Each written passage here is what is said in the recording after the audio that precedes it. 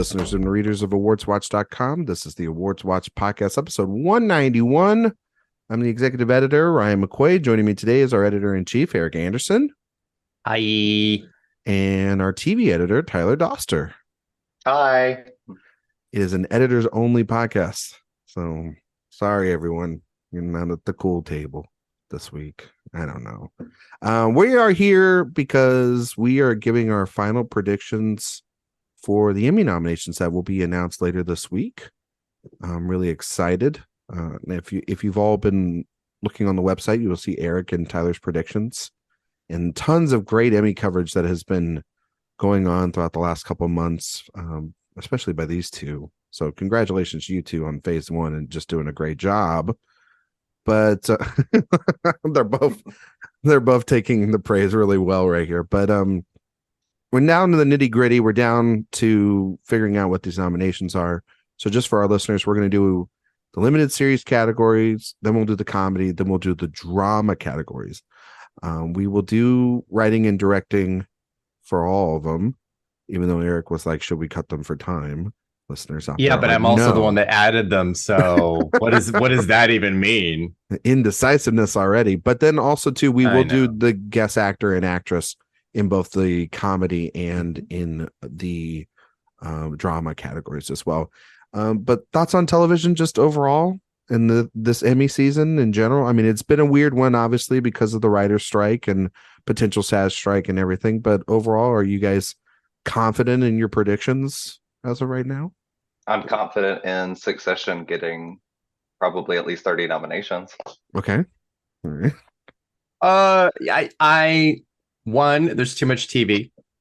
But yeah. Two, that actually makes me a little more confident in my predictions because we just saw last year and the last couple of years that even when they do kind of branch out for new shows, they get really stuck on just a few. And I think this is going to be Succession versus White Lotus across the board.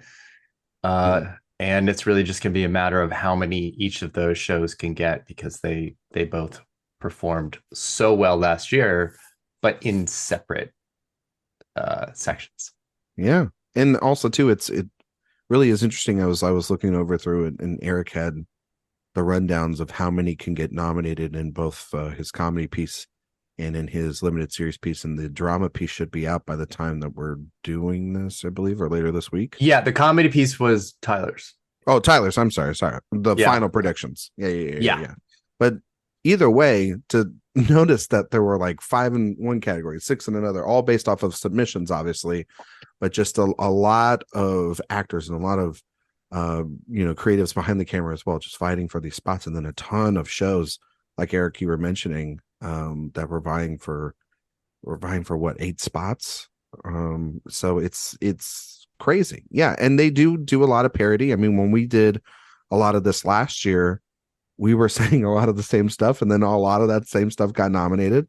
But then there's a lot of new shows and a lot of second seasons, and there's a lot of goodbyes this year for a lot of shows. So it'll be really interesting the way that they balance a lot of that out.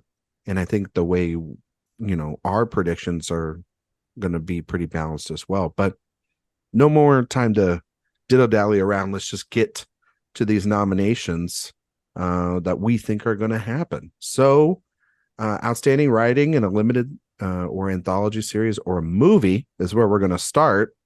And I'll kick it over to Tyler. What do you have in your spots? Excuse me. Okay. So for this one, I think I want to start by talking about how there are obviously some shows are going to be nominated for their entirety, and some things are going to be done episodically because it is a little bit different than the other categories. Mm-hmm. If one person, just for listeners who might not be aware, like if one person took over the entirety of the entire season, usually that person is the sole person. So for shows like Mrs. Davis, there are multiple episodes being submitted. For comedy and drama, there's going to be 2 to 3 submissions almost under every single one. So for this, there's in some categories, or in this category, there's going to be some times where you're going to see a submission from the entirety of the shows, kind of like we saw like White Lotus last year, versus what I was kind of saying about like Mrs. Davis this year, who has several different writers for different episodes. So for limited anthologies writing, there's going to be there was 111 submissions, so we are going to have 6 slots. I want to shout out a couple things I think are in the run, but not quite going to make it. I think that things like Swarm might be interesting to look at, because I'm not sure that that's going to be something that's going to get nominated, but that's just something that's been on my radar, and I think I've talked to Erik quite a bit about it too after he watched it. I also think that, unfortunately, Love and Death might be looked at because it is a David E. Kelley show. They historically love his kind of stuff. I personally didn't love that show, and I don't really see many voters connecting with that, but I will say, that could be something to look at. It's got, it's like big names, big names on that show and everything too, with the previous Emmy nominees and winners. Absolutely.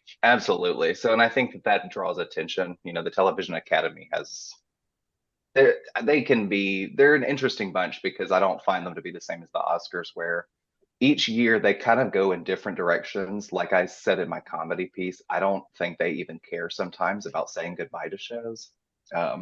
Anyway, so some of the things I think we'll get nominated in these 6 spots. I think that Beef is going to take a spot for the episode The Birds Don't Sing, They Screech in Pain.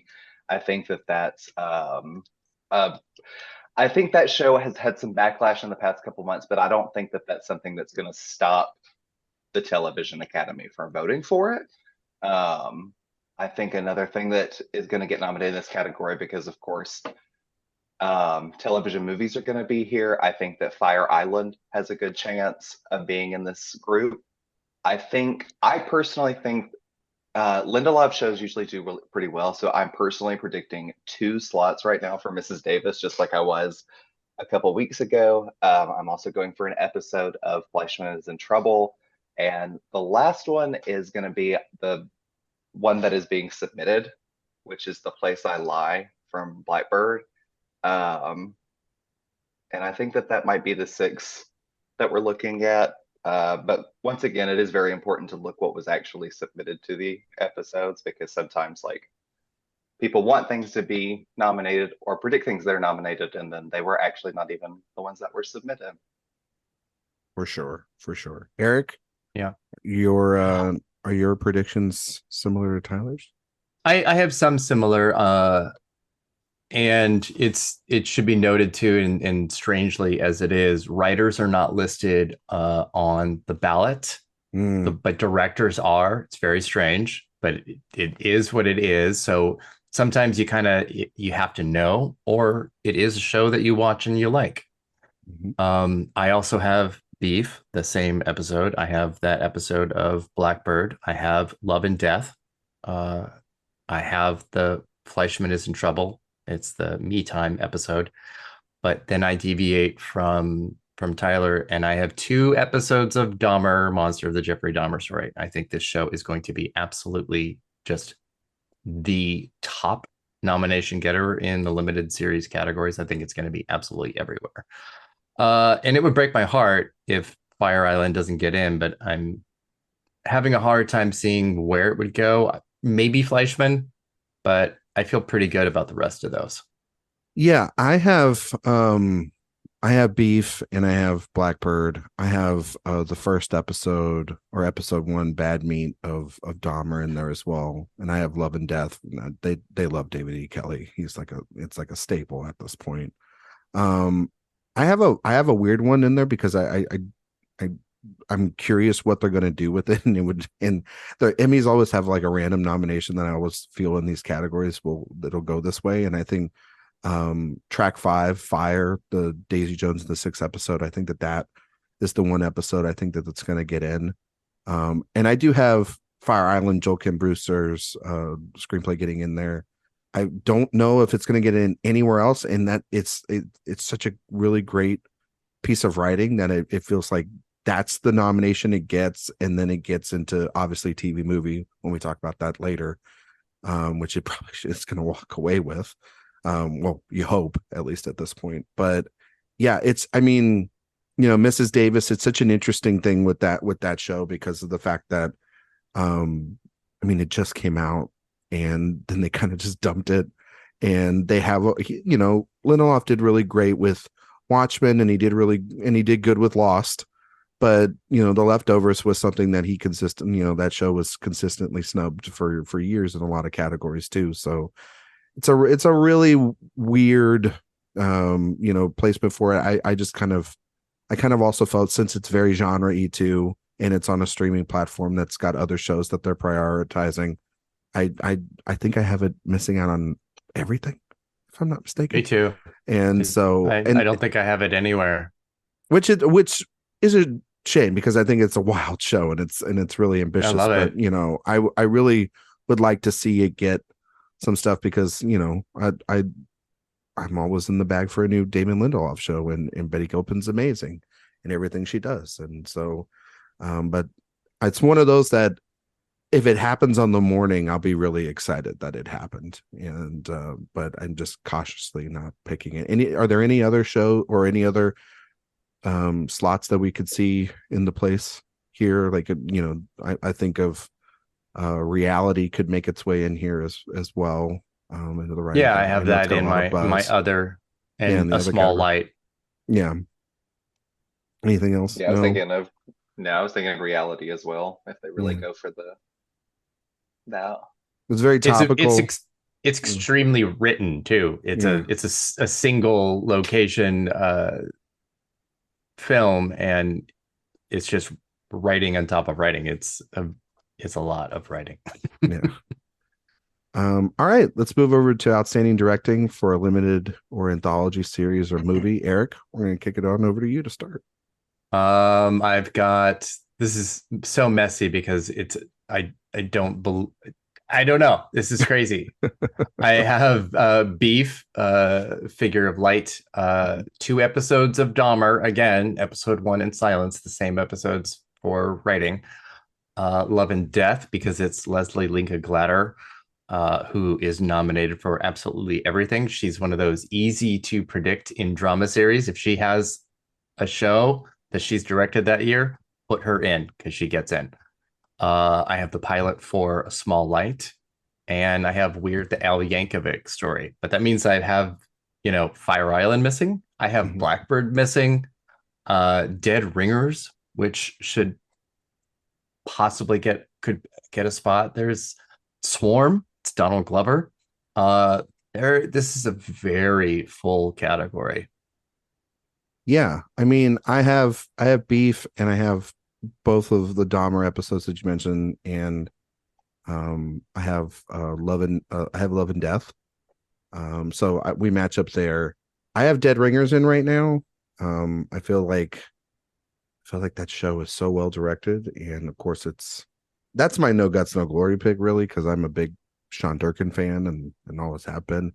And but also I have Swarm. I have Stung, the episode Stung with Donald Glover, because he's a previous nominee and multi and winner and everything. And I mean, his record speaks for itself. And that's another show that was kind of controversial and everything, but it also has a lot of favorites, that are, behind the camera and in front of the camera for it as well. And so I think that's definitely the potential. I also was like debating on what I was going to do with Weird Al and also James Ponsol's first episode work on Daisy Jones and the Six. So Tyler, how do you have the category playing out?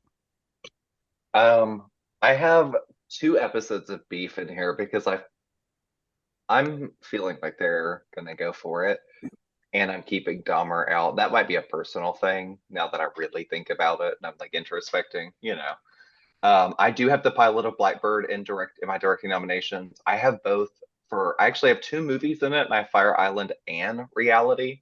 And then I do have the episode Stung for Swarm. Yeah. I mean, it's a pretty stacked category, and that's in Erik, I don't know, maybe you can speak to this. You're tracking the nominations in past history and stuff, but it's really is, I think, a damn shame that for these categories that we're talking about here in the limited series, anthology series, and then the movie stuff, they lump them all together. And then it makes it a very tight. But then, of course, like when it comes to best movie or best TV movie or best limited series, they split those up. And so it makes it tough, because I think usually history shows that the limited or anthology series dominate these categories. It looks like a lot, unless you're like a favorite of some sort of, you were a sensation TV movie, which is very rare, if I'm not mistaken, right? Yeah, and that's just largely because if you're looking at a series that's 5, 6, or 10 episodes long, it just feels like a bigger feat than a single movie does. So that's definitely why, and I think it's why they struggle a little bit. So it's kind of understandable, but we're kind of embarking on a golden era of the television movie, and I'll use that in quotes because a lot of things are not. It used to be called movie made for television or made for television movie, and as we know, what a lot of these are intended feature films that go to streaming. They're dumped on streaming platforms. Yeah, but that also means we are getting quite a fantastic set of TV movies now. And it always used to be a big deal, and it was always a great category. And then it wasn't. And then because it was so slim, they merged the two for quite a few years and then broke it up again relatively recently. But yeah, this year has an enormous amount of fantastic movies that we'll talk about in the other category. But yeah, limited series will take the lion's share of those. Moving on, because Erik already said his. You said yours, right, Erik, in this category, directing? Mm-hmm. Yes. Okay. Sorry. It's been a long day. Outstanding supporting actor in a limited or an anthology series or movie. I'm going to start. I have Murray Bartlett for Welcome to Chippendales. I have Rodney Bruford Jr. and Richard Jenkins for Dahmer. I have Domhnall Gleeson for The Patient. Paul Walter Hauser for Blackbird.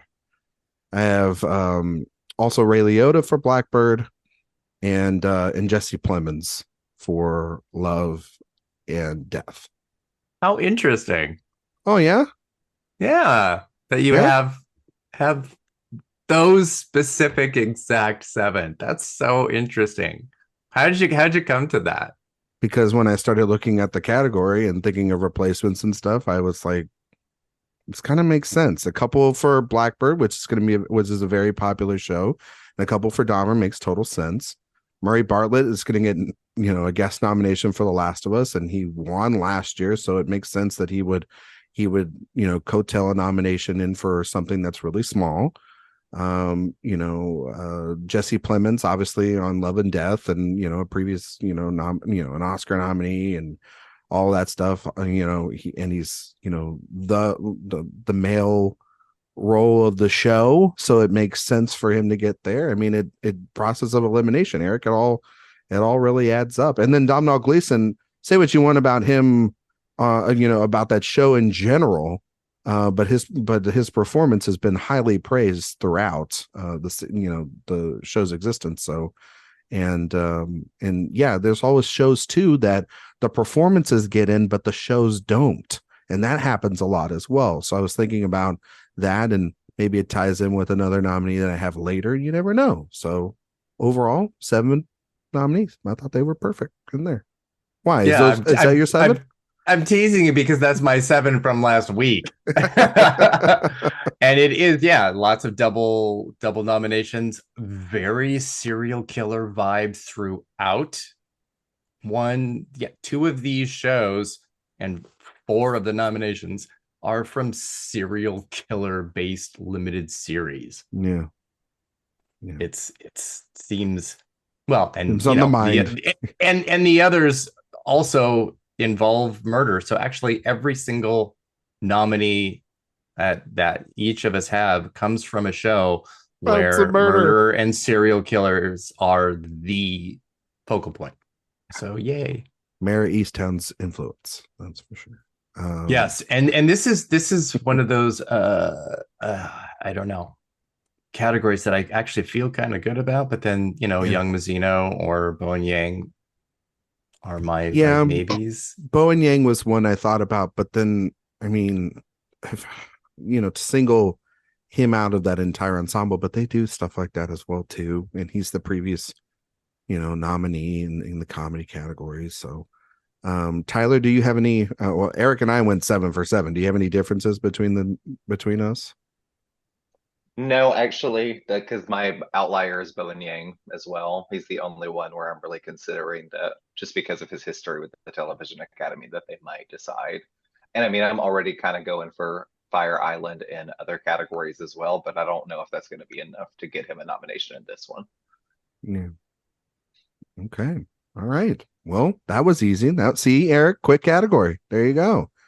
Let's move over to Outstanding Supporting Actress in a Limited or Anthology Series or Movie. Tyler, we'll kick it off for you. Who were in your 7 spots as well?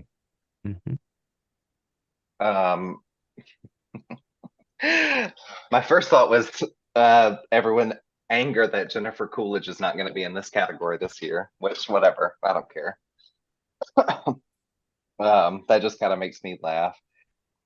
When it comes to these 7, obviously I think it's going to be a little bit different because the men of those categories, there's not really too many women that are showing out. And like Blackbird, it's more like Paul Walter Hauser and that kind of stuff.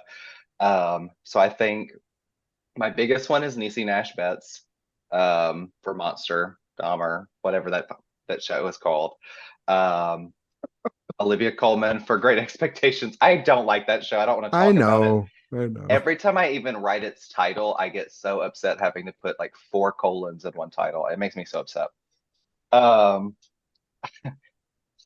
It's a lot. It is a lot. It's almost like saying High School Musical, the musical, the series. Well, it's a lot like Mission Impossible: Dead Reckoning Part 1. It's like, Jesus Christ, you know what I mean? Like, I'd rather that though. I'm not gonna do this anyway. Okay, so Niecy Nash Betts. Maybe Olivia Colman for Great Expectations. Claire Danes for Fleischman is in Trouble. I think that Lily Rabe might make it for Love and Death. Maria, is it Bello or Bello? Bello. I am saying this one's kind of out there. Am I on 6? My 6 is kind of weird. I am only saying this because she is a previous Emmy winner. I am just throwing Merritt Wever in for Tiny Beautiful Things just to see what happens. I'm not really certain about that one, but I think that it would be fun if she was nominated. And for the last one at that one, I'm just going to say Lena Headey for White House Plumbers. That show, I don't know if it's going to get anything at all, but if it was, it might be her. It's really the only thing I saw literally anyone talk about it with. Wow, Judy I feel Greer, like that's the most random group of people, but Judy Greer deserves an Oscar. She deserves a lot more than what she's gotten. For her contributions to cinema and being the best friend that anyone could be. Yeah, exactly. Erik? So I have 6 of those 7. I have Bello, Coleman, Danes, Nash, Betts, Rabe, and Weaver. And then I have Michael Learned for Dahmer, Monster, the Jeffrey Dahmer story based on a novel, Push by Sapphire. Again, I think the Dahmer show is going absolutely all in. I think they're going to go bonkers crazy. Michael Learned, this will be her first nomination in 41 years. It will set an Emmy record. She is a multi-winner from the 70s, was a huge deal in the 70s. If anybody is still an Emmy voter and was alive then, I think they will absolutely want to nominate her. She hasn't done anything substantial like this in a very long time. So this is quite a comeback. Yeah, I mean, I think Lena Headey is definitely in the running. I don't really know how people feel about that show. I have no idea. It just sort of came and went. Cherry Jones is the Cherry one of Jones those. Yeah, we'll talk about her later too. But again, multi-winner, multi-nominee, is able to be a double nominee. She could easily be here. I probably feel the least. I probably feel the least extraordinaire. the least easy on Olivia Colman. Not a great show. Also a show that came and went. Nobody gives a shit about. But it's Miss Havisham. I mean, you can't get a bigger, campier, more ridiculous role than that. And she is Olivia Colman. She's Olivia Colman too. She's Olivia Colman. And people are going to see The Bear season 2 and be like, what is going on? Where can we nominate her? Oh, that's right. We can nominate her in Great Expectations. Yeah. You know, so I have Bella Coleman, Learned, Nash Betts, Rabe, and Weaver.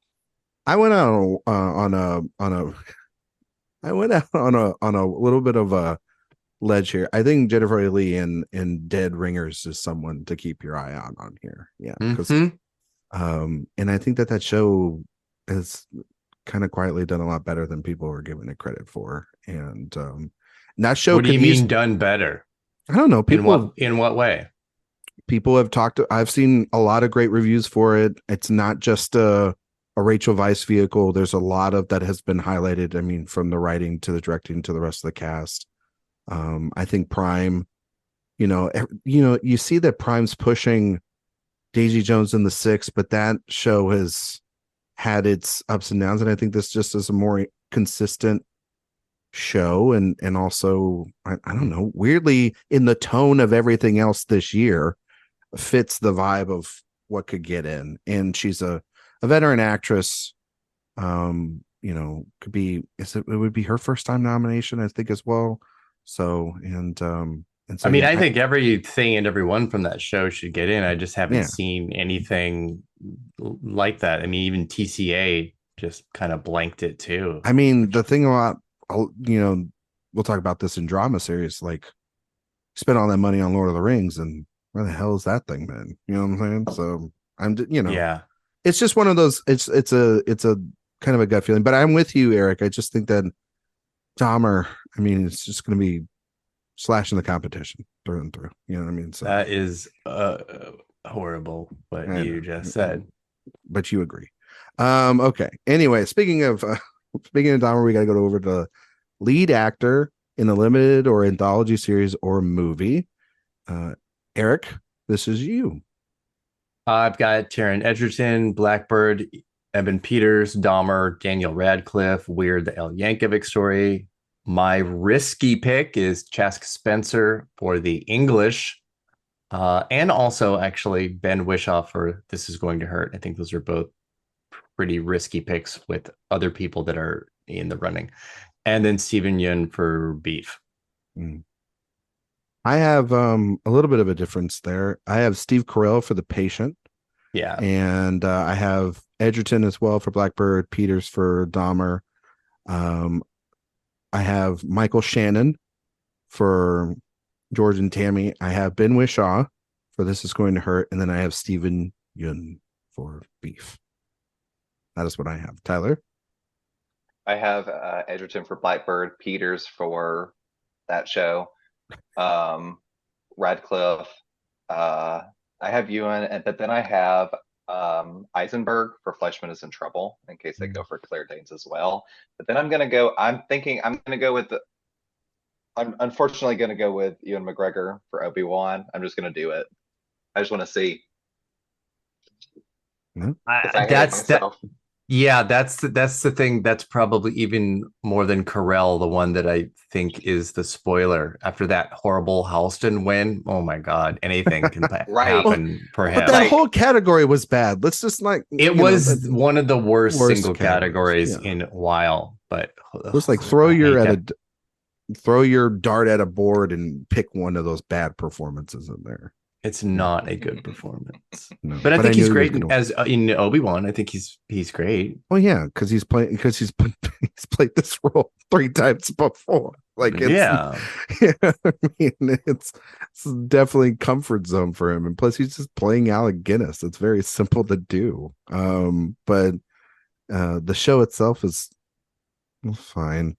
I think that it's again like George and Tammy, it's another one of those things where it's like I know everyone's talking about Chastain, but I just don't see how they don't nominate Shannon alongside her. It's literally in the title, you know what I mean? Like it's I think Wishaw's risky, but Carell makes sense too. I mean always the bridesmaid, never the bride, because he's never won an Emmy, but he was nominated a ton. It's between Edgerton and Peters. He gets in. Yeah, he gets in. He does get in. But the safe bets are Edgerton, Peters, and Yun in this category for sure. Yeah, so, those are the easy calls. Very much so. All right. Anybody else that you could see get into this category? Anybody else? I mean, Woody Harrelson. Woody Harrelson maybe, but I also have Billy Crystal for Mr. Saturday Night, a new musical comedy, like whatever. But did they just like? It's a maybe. Did they record that on stage and kind of like a Hamilton thing? Kind of, yeah. Okay. I'm curious. I'm curious with both of you, and Tyler, maybe you can answer this as well. But you guys seem really confident that Weird's going to get a couple things here. I feel pretty confident. I feel like it's going to get more than I'm giving it. Really? Yeah. That's kind of shocking. I mean, it should also get a supporting actress nomination. For Evan Rachel Wood? I'm just saying. I mean, you're not wrong. I think She's Evan fantastic. Rachel Wood is absolutely incredible in this. I think Radcliffe is like next level ridiculous. But I think Wood has an even harder role as Madonna. But like not really. I mean, just like Radcliffe, not really playing Madonna, but just doing something really fun and funny with it. I just never seen a show or a movie or something like that get embraced by this Academy of recent memory. It's such a gonzo idea. That's why I don't think I have it in for anything. And it's Roku. Point. Roku is not. Yeah, that's the other thing. Like Roku, nobody cares about Roku for the Emmys. It's like Quibi. Yeah, it's the Quibi of this year. But Tyler, did you have somebody else that you were thinking about in this category? All I was going to say is I will feel comfortable even considering Woody Harrelson or anyone else from this show if any person or just one member of the Television Academy will DM me on Twitter or Instagram or Mastodon or Blue Sky or Grindr. I really don't care. If you'll just tell me if you watch this show and if you like it, if your friends are watching it. I'm very concerned because I don't know anything about it and I kind of want to keep it that way. But that's all I'm going to say about it. I hate to be so rude about this show, but no one is talking about it. Like, no one. You're not wrong. I mean, it's a pretty big story, but it also feels like it's been covered 100 times already about the fucking Watergate. You know what I mean? With the people attached, it's so funny that no one's talking about it to me. Like, it's kind of, It's almost like they tried as hard as possible to put it under the radar, which is weird because it's like, The Idol was the next month. Yeah. I mean, the what it just shows is that there were only one pair of plumbers that could dominate the 2023 landscape, and that was Super Mario Bros. Okay. So, right. Well, I think what's kind of weird about this too is that these categories, at least used to be, and especially the TV movie category, absolute HBO bread and butter. Yeah. They cleaned up here. They have nothing. They have White House plumbers and they have reality. Well, and they have Love and Death. Oh, but are you talking about this category? Or just I mean, yeah, Love and Death, but still, it does not feel like it has in the past. Yeah, but I mean, for HBO. So I just don't think I think Love and Death was clearly that was the focus. But that response was pretty muted. Reality, great response, but has no traction. No. And White House Plumbers might exist. But it's also them coming off a year last year where they completely dominated these categories with the White Lotus. That's what I'm saying, though. So they just... I know it. I kind of get what Erik means, though, because used to, what was it, when we were getting like the era of like Behind the Candelabra and The Normal Heart, like when they would drop these movies, they would fill these categories with acting nominations. They would fill the writing, directing. They would be all over it. And now, kind of like what he said, like they have reality, but I mean, they'll be filling some other categories that we'll be talking about soon. So I don't think they have too much. They have too much elsewhere. Yeah, and that happens some years. I mean, we talked about it where like and also too, shout out to like FX, who's really done a great job. I mean, obviously Netflix and Apple Plus and all the streamers have done a good job too. It's leveled out the playing field, I guess. But Prime had a big year in this, with Daisy Jones and the Six and Dead Ringers, if they are able to get in and stuff like that. So, it's more spread out. I see what you're saying, Erik. It was like they would have 4 of the 6 spots every year, guaranteed. Easily, absolutely. They took over from the networks 20 years ago, 25 years ago, and absolutely dominated these categories. Yeah, but next year, they've already announced like their slate. They've got like that Kate Winslet show with Stephen Frears that'll probably get a ton of nominations and stuff like that. Maybe it looks kind of fun. Maybe The Sympathizer is a series, or if it's a limited, we don't know. So we'll see. No, it all depends on how the strikes work out and what these networks have done and ready that they're going to either hold in anticipation of not having anything or a release. It's going to be a really wild next year. Well, they have The Idol. So God, I'm just saying, wouldn't that be something that the Academy embrace that show? Okay. Outstanding lead actress in a limited or anthology series or movie. I believe that this is it me? I believe it's me. It's you. It is. All right. So I have Jessica Chastain for George and Tammy. I have Dominic Fishback for Swarm, Elizabeth Olsen for Love and Death, Sydney Sweeney for Reality, Rachel Weisz for Dead Ringers, and Ali Wong for Beef. That's what I have. Erik giving me that look again, because I think we went 6 for 6 again. Did we go 6 for 6 again, Erik? No? Hey, if you want to just copy paste mine, I'm okay with that, because that's good for me. That just makes me feel good. Yes, of course, I have those 6, and this is an extremely, extremely, extremely tough category. I think this could go 6 different ways, because we have Emily Blunt and Riley Keough and Catherine Hahn, Betty Gilpin. This is a tough category. And I think the Dominic Fishback is obviously the risky move. It's not going to be everybody's taste, this show, but no. I don't think you can dismiss how incredible she is, but you do have to watch it. And I guess if you can get past the first episode, then you can do it. But it's a really tough category. Yeah.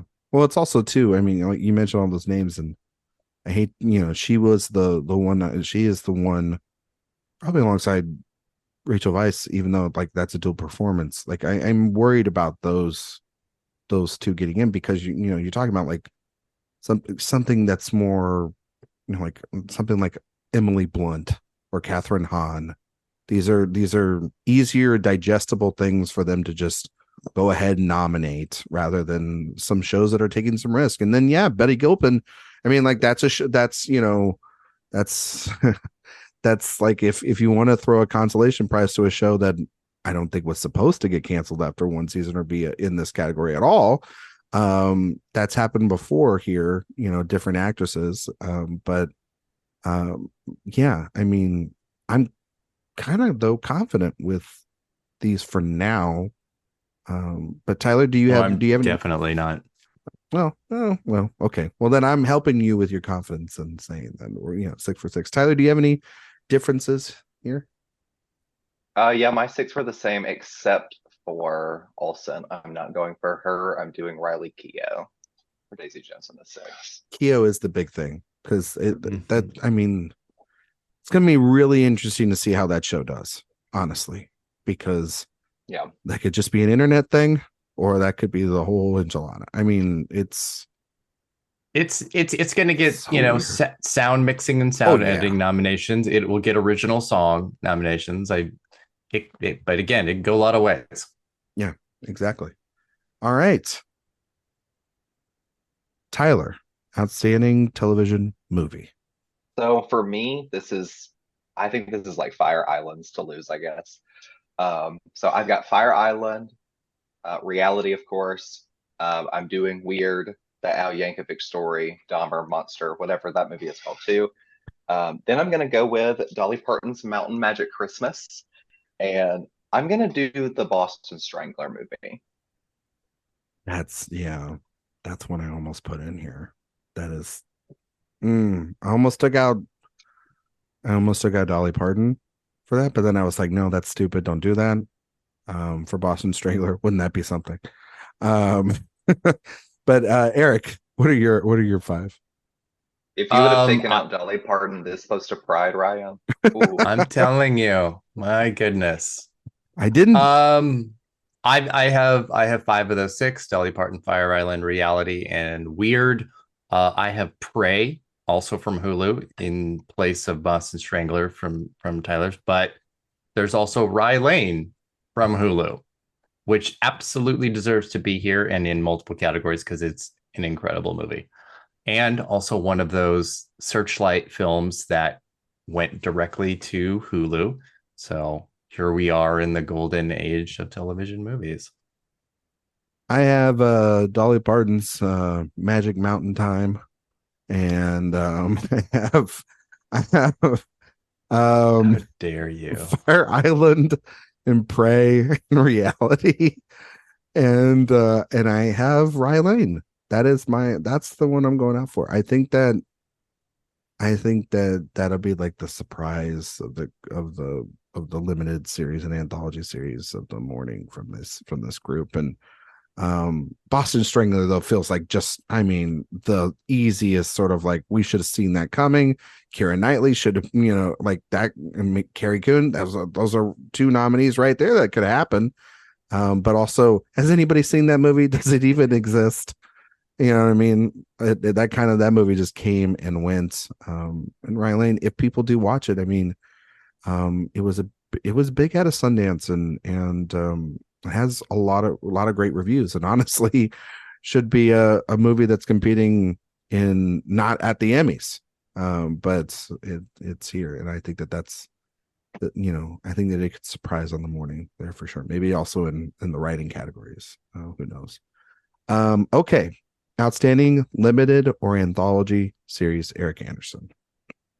This is crazy with only 5 spots here. It's wild. I feel very confident about 4 of them, and one of them I could go 100 ways. So what I feel confident about are Beef, Blackbird, Dahmer, and Love and Death. The last spot, I have Daisy Jones in the 6, even though I don't have it anywhere else in our top categories here. But there are just so many places that this could go. Fleischman, The English, Small Light, George and Tammy, The Patient. There are a lot of ways this can go. Yeah. I have Beef, Blackbird, Dahmer, Love and Death, and Daisy Jones in the 6. So same as me. Yes. Yeah. Yeah, but I almost went Dead Ringers. Almost thought, why not White House Plumbers, just to throw in an interesting twist. But no, I think that that's just kind of how it looks. It kind of feels right. Tyler, any different than myself or Erik? No, actually, those are my 5. I'm actually my least confident is the Love and Death, though. I'm not as confident as that. I don't know why I do have a couple of predictions for Daisy Jones Elsewhere, I guess. I don't know. Love and Death is so weird, and we're not going to make it through this whole thing and not talk about these wigs. We're just not going to do it. Those wigs were. I was texting Erik. I did the review for the site. I was texting Erik during the screeners. Y'all, the wigs are. I watched the finished version to see if they changed. Like, I assumed those might be like temp. They're amazing. The wigs were wigging. I don't think that wigging out. What if Kristen Ritter gets a nomination? Then we're gonna get to see that wig again. What if Kristen Ritter's wig gets a nomination for supporting actress in a limited series? Because it did quite a bit of work. It did all of the work, and I would support that completely and 100%. It appeared in scenes before she did. You're not lying. Yeah, I'm with you guys. I'm with you guys, but I just had to say that. No, I'm glad that you did, because I was literally just about to say, can we talk about the wigs? Because we have to. They're really special. I would like to see a nomination for hair design. Oh, I think it's absolutely happening. I'd like to see a museum piece with all of What's so funny about the wigs in this is that we just had Candy last year, which is the exact same story. And because it comes from the same source, the dialogue is exactly the same. And there are even some shot for shot exact same takes, which is very questionable. But the wigs for Jessica Biel and Melanie Lynskey are so much more like outrageous in Candy than Lily Rabe and Elizabeth Olsen's are in Love and Death. And then you get to Kristen Ritter and it's like, oh, they're all here. The entire budget went to that wig. Between the bump it and how low that hairline is, what is happening? We need to talk about it. Yeah. And it moves there. It's not stiff even remotely. It moves. It glides with her. It's truly amazing. I think I would like to study it. Speaking of wigs that move and change, Hong Chow in The Night Agent. Hong Chow's wig in The Night Agent, her part moves throughout the episode, which takes place over like a week. And I'm like, you're not reparting your hair. What is going on here? Yeah. No. But anyway, that's all to say. I do have pictures of Kristen Ritter from Love and Death saved to my phone that I look at sometimes. Whatever. Yeah, we were texting that, and I was dying. It was yeah. How is it real? There it is. How is it real? It isn't. I always have it. I have multiple. There's multiple. Oh my gosh, that's so you should all see this right now. So yeah, this is an audio podcast, not a visual one. But maybe at the end of this episode, when it's released, maybe Tyler will put the pictures online. Who knows? But anyway, that's the limited... I will tweet every picture I have. That's the outstanding limited or anthology series or television movies categories. The movies. We're moving over to the comedy categories now. So it is my turn. Outstanding writing in a comedy series. I have Abbott Elementary for Development Day. I have Barry for Wow. I have The Bear for System. I have Marvelous Mrs. Maisel for 4 Minutes. I have Ted Lasso for So Long Farewell. And then I have I was going back and forth between what to do in the Shadows episode to really go with. I thought about the private school episode, but I ultimately settled on I forgot the title of the other one. Maybe you guys can help me, but it's the one. It's like the construction one, or it's like the home renovation episode that they submitted. You know what I'm talking about? Go flip yourself. Go flip yourself. That's what it is. Yes. Go flip yourself. Yeah. Yeah, I went with that one. That one's by Yana Gorskaya. Yeah, that episode is. I want all the episodes for What We Do in the Shadows are truly amazing. It's one of the best shows on television. Period. But yeah, that's what I have for my 6. Tyler? My 6 are obviously Quinta just won last year for Abbott Elementary, so I'm going with her again for Development Day. Barry, wow. System for the Bear. 4 minutes for the Marvelous Mrs. Maisel so that Amy Sherman Palladino can show up in one of her hats. The same Ted Lasso episode. I am going with Private School for What We Do in the Shadows by Shauna Goad and Io Edebiri. I think this is a big moment for Io. And that actually was personally my favorite of the season anyway, but I think it does have a lot of moments in it that are really going to play up, especially that is the episode that has the gay is hot, gay is in, I want some gay. And then like a couple other episodes I'm looking at is I personally would love to see Jury Duty get into this category. Jury Duty is one of my favorite comedies of the year. And then I think it would be interesting for the other two to make it in, for Brooke and Curie go to an AIDS play. If no one has seen the other two, it's actually about what happens when two SNL people become showrunners on a series, and the third season is about how terrible they become. Art imitating life. It's really wonderful. But I don't think, now that news is out, I don't think that show was ever going to get it anyway, because it is very queer, openly gay all the time anyway. So I think that was going to get less attention, but I do feel pretty confident in the 6 that I have. Yeah. With exception to, I think you're right, Ryan, they might flip-flop with either of those What We Do in the Shadow episodes, because they love that show, and they've proven that when it comes to writing, they will nominate the absolute hell out of that show. They might nominate both, and one of these other ones might get kicked out. You know what I mean? So, you know, who knows? Very well could. Honestly, if that's the case, I wouldn't be surprised if Barry got kicked out, weirdly enough. But also too that, I mean, because of that episode's wonderful, but you know, again with Barry, I think as they've gone on, the directing of the show has really stood out more and more than the writing, especially by this Academy. Anyway, Erik, do you agree with the 6? Yeah, I have the same 6 as Tyler. Okay. And it's really weird, and we'll get to directing too. That I don't have any shows getting 2, which doesn't feel right. What We Do in the Shadows has gotten multiple triple nominations and double nominations before. So Ted Lasso. I think it's it feels weird. And then not having Only Murders in the Building, you know. I was gonna say, how does this make sense?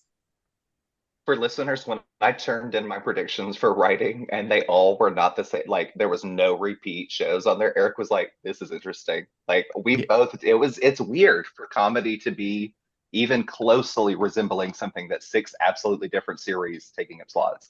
It's really unusual, and I feel very uncomfortable about it. And I also echo, Jury Duty and the other 2 would be incredible here. I feel like it's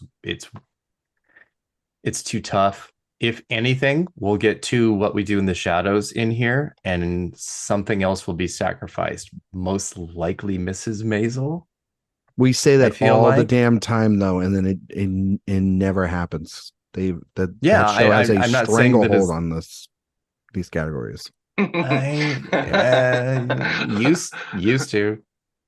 No, I'm just saying the comedy categories in general. They just eat that show up left and right. And I mean, I'm also like, I wouldn't be surprised if like Poker Face, landed. That's another one where it's just like, it's, that's the writing of that show is very key to everything, and like for it not to land on there, I mean, it's a stacked category. Yeah, it does feel weird, for sure. I don't think it's going to be those 6 because there's just too many. There's too many possibilities. But for shows like Only Murders or The Bear, they're only submitting single episodes, which is a very strategic move, as we know, to ensure that it gets in. But then What We Do in the Shadows completely is able to say, no, we can get in whatever we want. Yeah, no, for sure. All right. Directing comedy series. Tyler, kick it over to you. What do you got? I have Bill Hader's finale for Barry. Wow. Episode 7 of The Bear review, the finale of The Marvelous Mrs. Maisel, directed by Amy Sherman-Palladino, 4 minutes. Then, of course, there is always the one multicam show that does have to be included for me this year. I'm going with the Miss Pat show again, since it was nominated last year for the Don't Touch My Hair episode. And then I have an Only Murders in the Building episode and a Ted Lasso episode, specifically the one directed by MJ Delaney, which is the I Don't Want to Go to Chelsea. Okay. But I think for me, the right on the outlier is Rian Johnson is right there, and so is Natasha Lyonne, both for Poker Face. Erik.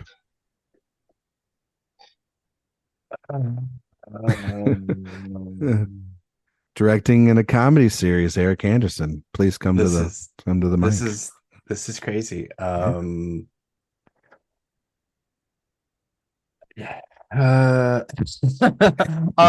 I think The Bear is in. I think Ted Lasso is in. I think Barry is in. Ted Lasso, which episode? So Long Farewell. Okay. All right.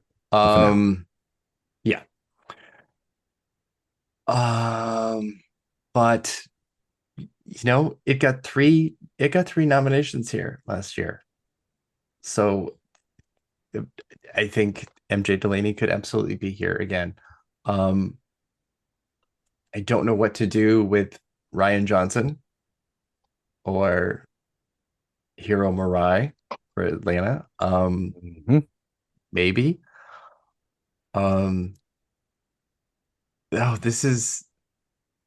This is very hard. This is very difficult. I think I think I will also stick with Mrs. Maisel, Sherman Palladino. The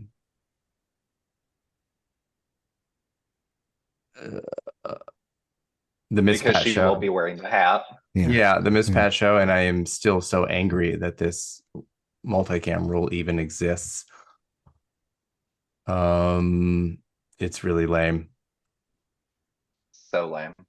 And yeah, I think I will also agree with Only Murders in the Building. I Know Who Did It from Jamie Babbitt. I feel like you named it like 7 or like 10 things there. No, I named the things that I don't think are getting in, and now the things that I think are. I was with them. I got you. Ted Lasso finale, Only Murders, Miss Pat, Maisel, The Bear, and Barry.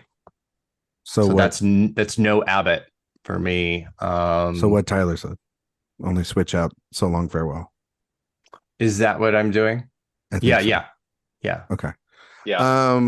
I'm with you all. Even yes, Miss Pat. But I'm taking out Only Murders in the Building. And I'm gonna go out on a limb, and I'm gonna go with Rian Johnson for Poker Face from Escape from Shit Mountain, which is just a wonderful title. But did you just want to say the title? Yes. Sometimes that's okay. Yeah. But also too, I think that like if that show I don't believe will go unlooked in either one of these two categories.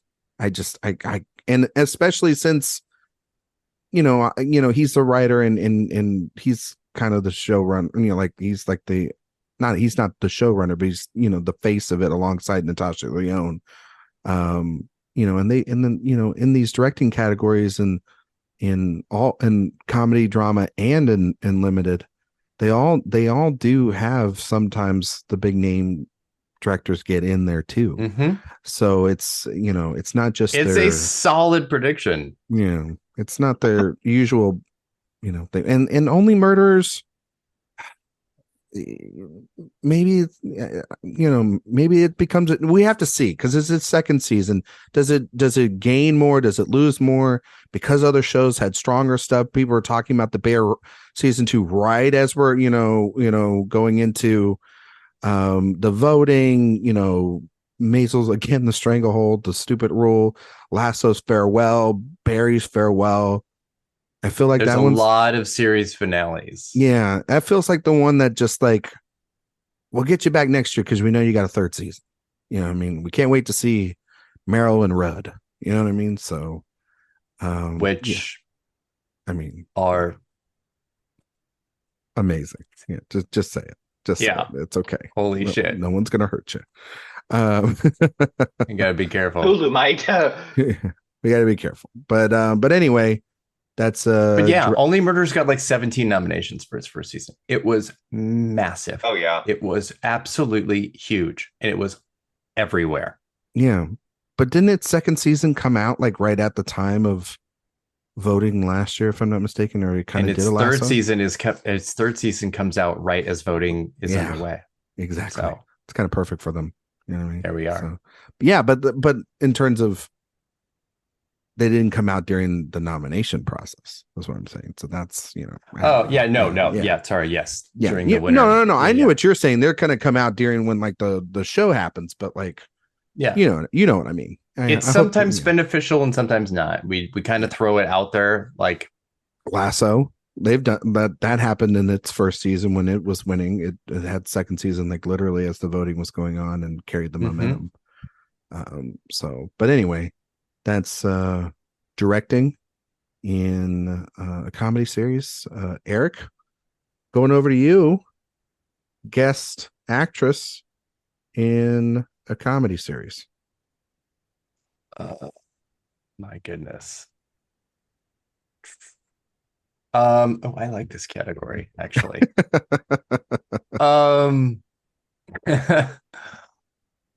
I think we will see Quinta Brunson as a multiple acting nominee. SNL here. Ido Edebiri also in Abbott Elementary. It's going to be a ridiculous season for her. Both of them are potentially going to be able to earn 4 individual nominations, which would be the most for any Black woman in a single year at the Emmys. Taraji P. Henson absolutely is getting in for Abbott. Jane Lynch got in the first season of Only Murders in the Building. She should be able to again. Shirley MacLaine for Only Murders in the Building as well. Great role, great performance, really funny. And then I don't really know what to do with the last spot. Yeah. The last spot. I know Tyler has Molly Shannon. That makes a lot of sense. I would love her. She deserves 80 nominations. I might go Hong Chow for Poker Face instead, but that is a show that has too many possible contenders. So I don't know. I'll go with Hong Chow. All right. I have hang on, everyone. I have 5 of the 6 you mentioned. I have Brunson, Edebiri, P. Henson, Lynch, McLean. My last spot is this was a tough last spot to put up. I really thought, but I just, I thought about Ted Lasso, and I thought about how that they always got in here last year, and they do love that cast. And she was a previous nominee last year in supporting actress. So I thought Sarah Niles for Ted Lasso. I thought that would be good for it. And I think also, yeah, like you mentioned, Erik, like there's so many great guest performances on Poker Face. How do you distinguish amongst it? It's not like it's both, it's just like which one do you pick from the pack? And so, Niles seems to, and also too, Niles is essential to that storyline throughout this, her appearances on the season, and so goodwill for, that final season of that show. So yeah, I think I'm actually going to change mine, but not to Sarah Niles, who had nothing to do, but to Becky Ann Baker instead, who plays Ted's mother. Oh, okay. Yeah. Okay. That's fair. Yeah. That's actually good. That's one I didn't think of. Yeah. Tyler, how do you see it? Brunson, Edibiri, Henson, Lynch, McLean, and like Erik said, Molly Shannon is my sixth for guesting on Saturday Night Live. Okay. All right.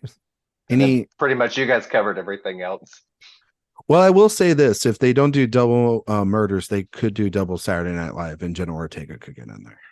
That's somebody that could. That's somebody that could easily get into that spot. So Tina Fey for Only Murders, Yvette Nicole Brown for the Black Lady sketch show, which just got canceled. Well, this is only this is the second season. No, wait, I'm confused. It's the first season of The Bear, so none of those. Yeah. No, it's just none of them are. Yeah, none of them are. But next year, we will talk about that whole conversation. Oh my God, that episode! What the hell? Yeah, it's gonna dominate next year. But no. I was like, no. But yeah, that'll be next year. But no, I think Abbott will get its two in there. I think if the only one that's vulnerable is murders, but I mean those are two juggernauts that could get in there, so all right. Outstanding guest actor in a comedy series, Tyler Doster, you're up. I'm doing John Bernthal for The Bear, Nathan Lane for Only Murders, Steve Martin and Martin Short together for Saturday Night Live as one entry, Leslie Odom Jr. for Abbott Elementary, because I just feel like they have proven they love Abbott Elementary, and I feel like any chance they get, they're going to give it something. Pedro Pascal for Saturday Night Live, and Oliver Platt for The Bear, while also looking at people like Fred Armisen being on Wednesday and Adrian Brody being on like Poker Face. Erik, John Bernthal, Nathan Lane, Stephen Martin, and Martin Short, Pedro Pascal. I wonder about Luke Kirby as a previous winner. But I think Oliver Platt makes a lot of sense here. He'll definitely have some room to play in season 2, but I think maybe in a different category. And as much as I don't want to, I think Fred Armisen will get in for Wednesday. Oh, you do? Yeah. Even though I hate the performance personally. It ain't my thing. Wow. Lose out on the role? Wow.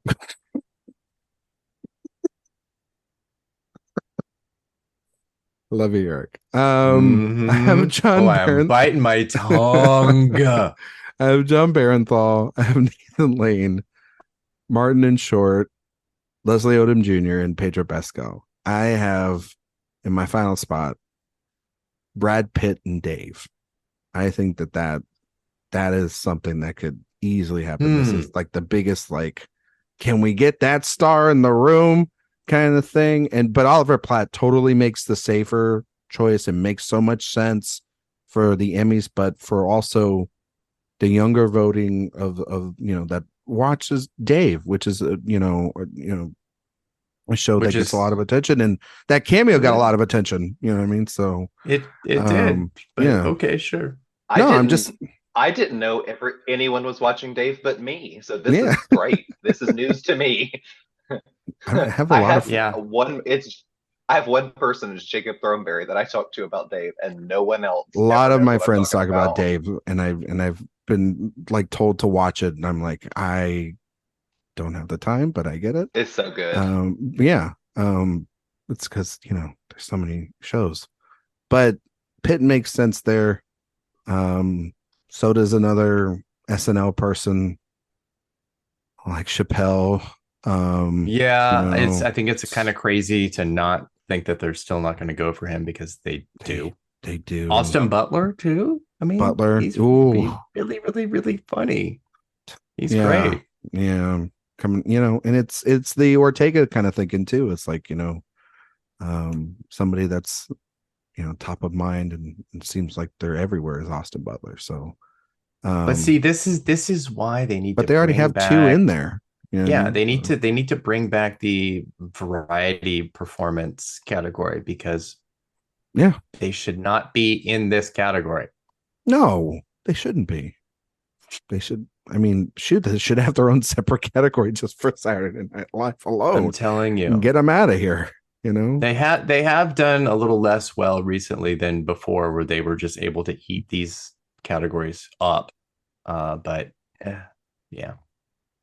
There's also maybe Colbin Domingo in Black Lady Sketch Show, which would be great. Lucas Gage would be a hilarious pick, but never going to happen for the other two. There's a lot. There is a lot. There's a lot. Yep. Goodness. For sure. All right. That's it. Okay. We are going to get over to outstanding supporting actress in a comedy series. So Erik, you're up this time. Let's see. This is okay. Let's go with the ones that I'm sure about. And that's Alex Borstein, Marvelous Mrs. Maisel, Ayo Edebiri, The Bear, Sarah Goldberg Barry, Janelle James, and Cheryl Lee Ralph, Abbott Elementary, and Hannah Waddingham, Ted Lasso. The last spot, I want to say Lisa Ann Walter. She should have gotten in before. 3 is really tough, but there's 7 spots.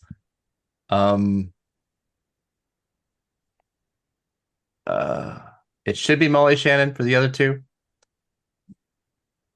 Juno Temple did not have enough to do, but it would be a very easy name check here. And I think it's actually going to be her. Yeah. That's who did I have here? I was trying to think about this category last year and how I looked at it, and I thought all the Abbott Elementary women would get in for the first season, and that didn't happen. But I feel like I have Borstein, Ayo Edebiri, Goldberg, Janelle James, Cheryl Lee Ralph, Hannah Waddingham, and I do have Lisa Ann Walter. I think that she had so much more to do this year, and she had moments and episodes specifically tailored to her. I know this may sound crazy, and maybe it's just me, but I felt like Janelle James took a step back and didn't have as much to do as she did in the first season as Lisa Ann Walter did. And I know that James is completely safe, in this category. But if somebody, I felt like if I wouldn't put in personally, it would be Janelle James for season 2, because I thought her fellow nominees from her own show were stronger. And I think that Juno Temple is someone that like I bet against last year and bit me in the face. And she had, I mean, she did have a lot of storyline surrounding her this season. Whether it was good storyline or not is a debate for another time. But I do think that, yeah, she's the vulnerable one. Waddingham's the no, she's just won once in this category. But yeah, that's where I see it as of right now. Tyler? I'm the same 7 as you, actually. Oh, looky there. Do we have any, I mean, Juno Temple, obviously. Anybody else that you guys think could be a spoiler? He mentioned Molly Shannon, and I don't think that'll happen, but that's deserved. She also should have gotten a nomination for I Love That For You. But yeah, she should have and won. We could have a whole podcast just on that. Thank you and good night. Yes, we could. All right, and it's over. See you next week, listeners.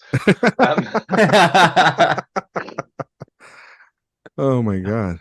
No, that's 7 pretty much. I also, in my other contenders, I name checked Michelle Yeoh for American Born Chinese because she just won an Oscar and she is Michelle Yeoh. I don't personally think that will happen, but if they were just feeling like they were going to name check somebody, that's who I think it'd be this year. Yeah, that feels about. I saw that and I was like, "Oh, that is a good spoiler to mention." But Jessica Williams from Shrinking has gotten some decent the Shrinking team press. Yeah, I hope so. She's fantastic on that show. She's got a lot of good press. Yeah. I mean, if we're really talking about like who should get in though, and it's horrible that we're not even talking about them yet, but Jane Krakowski for Schmigadoon should be absolutely in this category. Is it Schmigadoon or Schmicago or whatever? It's still officially Schmigadoon. Okay. And actually Dove Cameron also, who is amazing in that show. Yeah. No, and Kristen Chenoweth. I mean, that you could fill this category. Yeah, you really could. I mean, and what will be so interesting is next year when you have Waddingham gone and Borstein gone and Goldberg gone, who will fill those spots next year. It's going to be well. Also, honestly, it's going to be really interesting to see if there are any shows to nominate next year. To be fair, given the strike and the multiple strikes that we could have, it'll be a very interesting season for sure. And we have nobody from SNL, right? Yeah. Well, name somebody that could, honestly. Cicely Strong would have obviously the best shot, but I don't know. It feels like a time gone by. She wasn't really there, and last year was her farewell season. I don't know. I don't know. They don't. Yeah, I mean that's a good thing. You don't have to worry about them in these categories. Maybe. I guess. Yeah. Okay. All right. Looking over here real quick. Oh, I would also Rebecca Wysocki and Danielle Pinnock from Ghosts. Also, I would hope they were more in the conversation than they are, but the hesitance to recognize and nominate network shows is still really strong. You have to have a breakthrough that's Abbott Elementary level. Yeah, no, for sure. And that whole cast is they're probably gonna get in. So all right, let's move over to you have something else? I don't even know her name. The actress that plays Barbara in Jury Duty that keeps falling asleep. She's an icon. Okay. Outstanding supporting actor in a comedy series. I have sweet Anthony Kerrigan for Barry. Harrison Ford for Shrinking. Brett Goldstein for Ted Lasso. Tony Shalhoub for The Marvelous Mrs. Maisel. Tyler James Williams for Abbott Elementary. Henry Winkler for Barry. And the last spot, I really think it could go to anyone. But I think it's going to go to Christopher Peretti for Abbott Elementary. And I think the whole gang's getting nominated this year. And it had such a strong second season. And I don't think that, and I think the love for it has even grown as they've gone to now, what is it, 23 episodes this year, and kept it consistent as the first season. And he had some great moments as well, and it was really funny, and also has, I think, some great moments with his potential fellow nominee in this category, Tyler James Williams, throughout the season, especially. So that's who I am going out on a limb with that last spot. Tyler? Same 7, but not the last. Instead of Jesus, just left my brain. Who was your last pick? I'm so Christopher sorry. Peretti. Chris Perfetti. I am not going with him. I think he's great on the show, but I am actually going to give the edge out to Phil Dunster still on Ted Lasso. I think that they might go with him once more. But my big spoiler is Moss Bachrach from The Bear. Did you just change that then? No, like he's just a spoiler. He's not my same. Okay. Same 7. Got it. But he's just like, if anyone is to take a spot, I think it's him. But in same 7, yeah. Not yet. I think, but he's my big spoiler because if for some reason they watch season 2 right in time, that could really push him into where they need to be. I think he was great in season 1, not to take away from anything he did with his performance in that season, but I think that the attention that it's now getting with everything going on with season 2 at The Bear and his performance in that could really elevate him to that spot if someone were going to take it. Totally agree. He is that big spoiler for me as well, of that guy that's sitting right there at number 8. And if they did watch the second season of The Bear, he might end up winning the damn category at that point. I'm saying right now he's going to win next year. Well, no. Oh, well, you're talking next year. For season 2. Yeah, he's winning. Okay. I'm saying he could potentially, if he gets an he could win this year. You know what I mean? Just off of that momentum and how many clips have been taken from just his performance alone and whatnot. But Erik, what are the differences, or do you agree with? I have Kerrigan, Dunster, Goldstein, Shalhoub, Williams, and Winkler. I am not on the Harrison Ford train like everybody else is. I'm the outsider in that. Wow. And he is predicted literally everywhere. Everywhere. Because he's fantastic on that show. I am not talking about the quality of his performance. So, well, no one's talking about that show either. Yeah, pretty much that. I just don't like it. So I actually have Eben Moss Bachrach in there instead. No, I think that's still a good prediction. It's a good prediction, but not over Harrison Ford. That's silly. But for me, Harrison Ford's only in there because of name recognition. It's not because anyone is really talking about their performance. For me, it's just if they saw his name on the ballot, they might be like, "Oh, okay." But if they're just going based on like quality and stuff, I don't know. I think I'm not like you two. I think he's actually good on the show.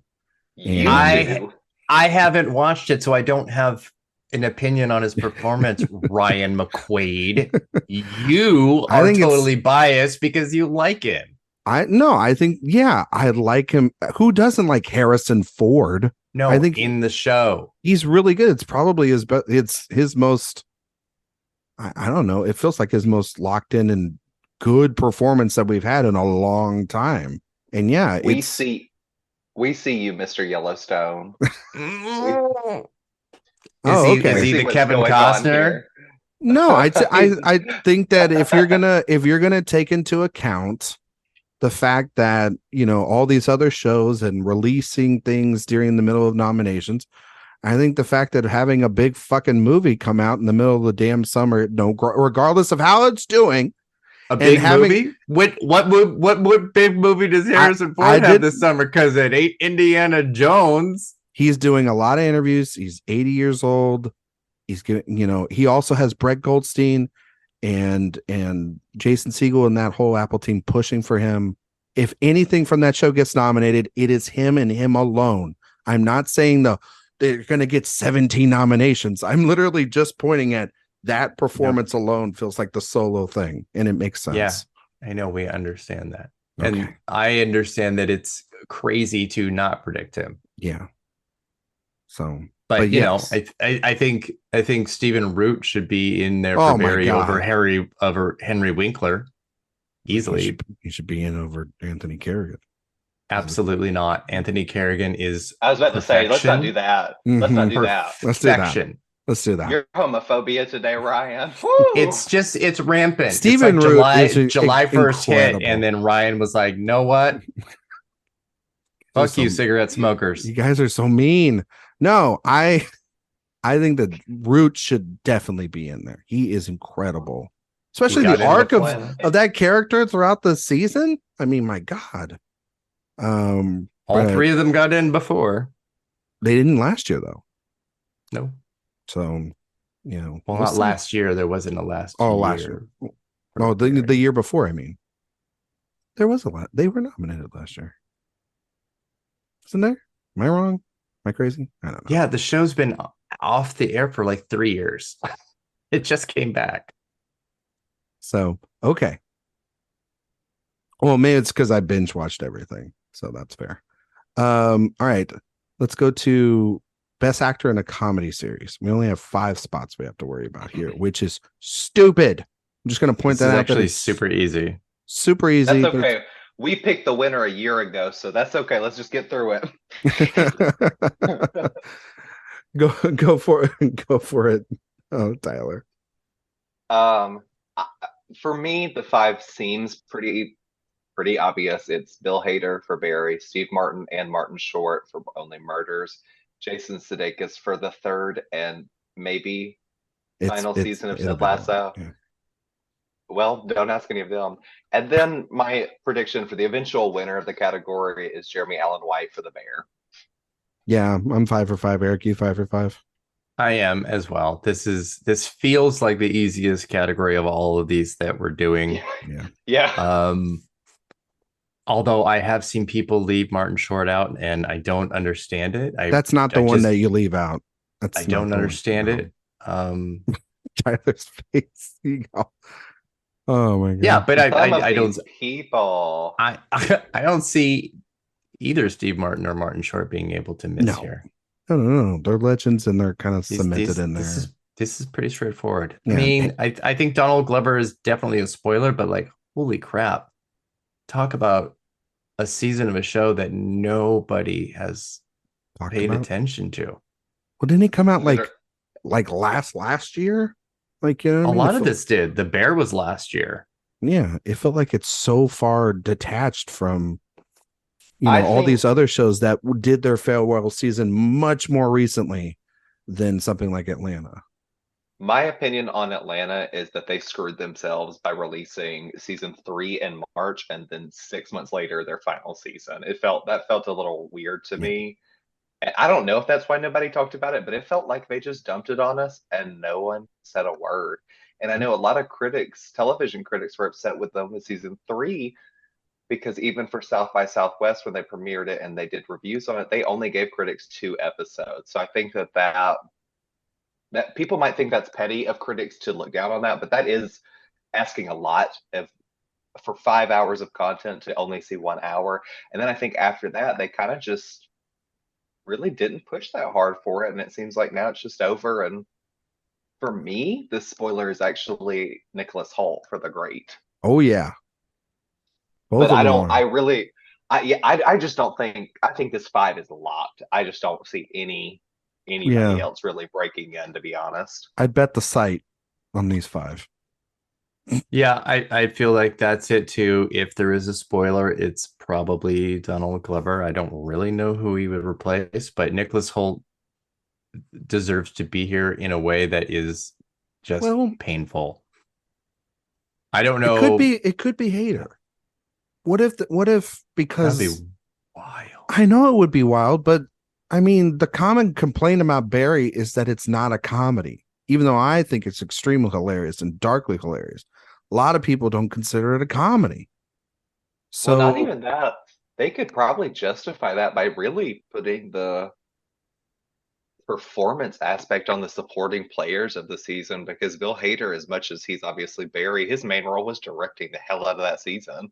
yeah. It felt like Sarah Goldberg and Kerrigan and Root had, I mean, just the meatiest of scenes and roles in this season. Well, even Winkler, I mean, he's doing like the monologue, and he's got the stuff with the Mark Wahlberg stuff that, and all I love that scene so much. All that stuff. So, yeah. Have both of you watched the Great though? This last season?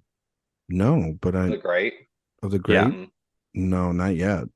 Then I can't spoil for you. Okay. Okay. But let me look at my history book and see. But Holt does play dual roles, and it's really, really funny. So yeah, and also previous nominee, and everything too. So yeah, he should be winning because it is actually a comedy. And I think that's exactly what I'm saying. And that's also I know it won't happen. Bear isn't a comedy.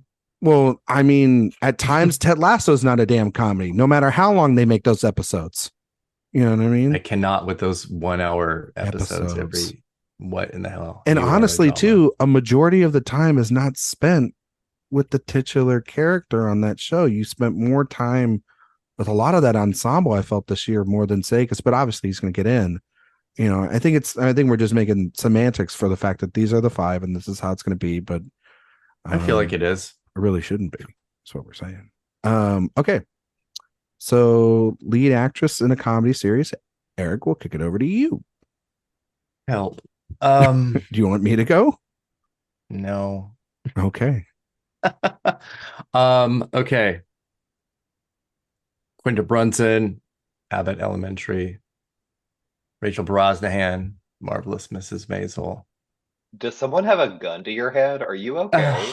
I'm struggling.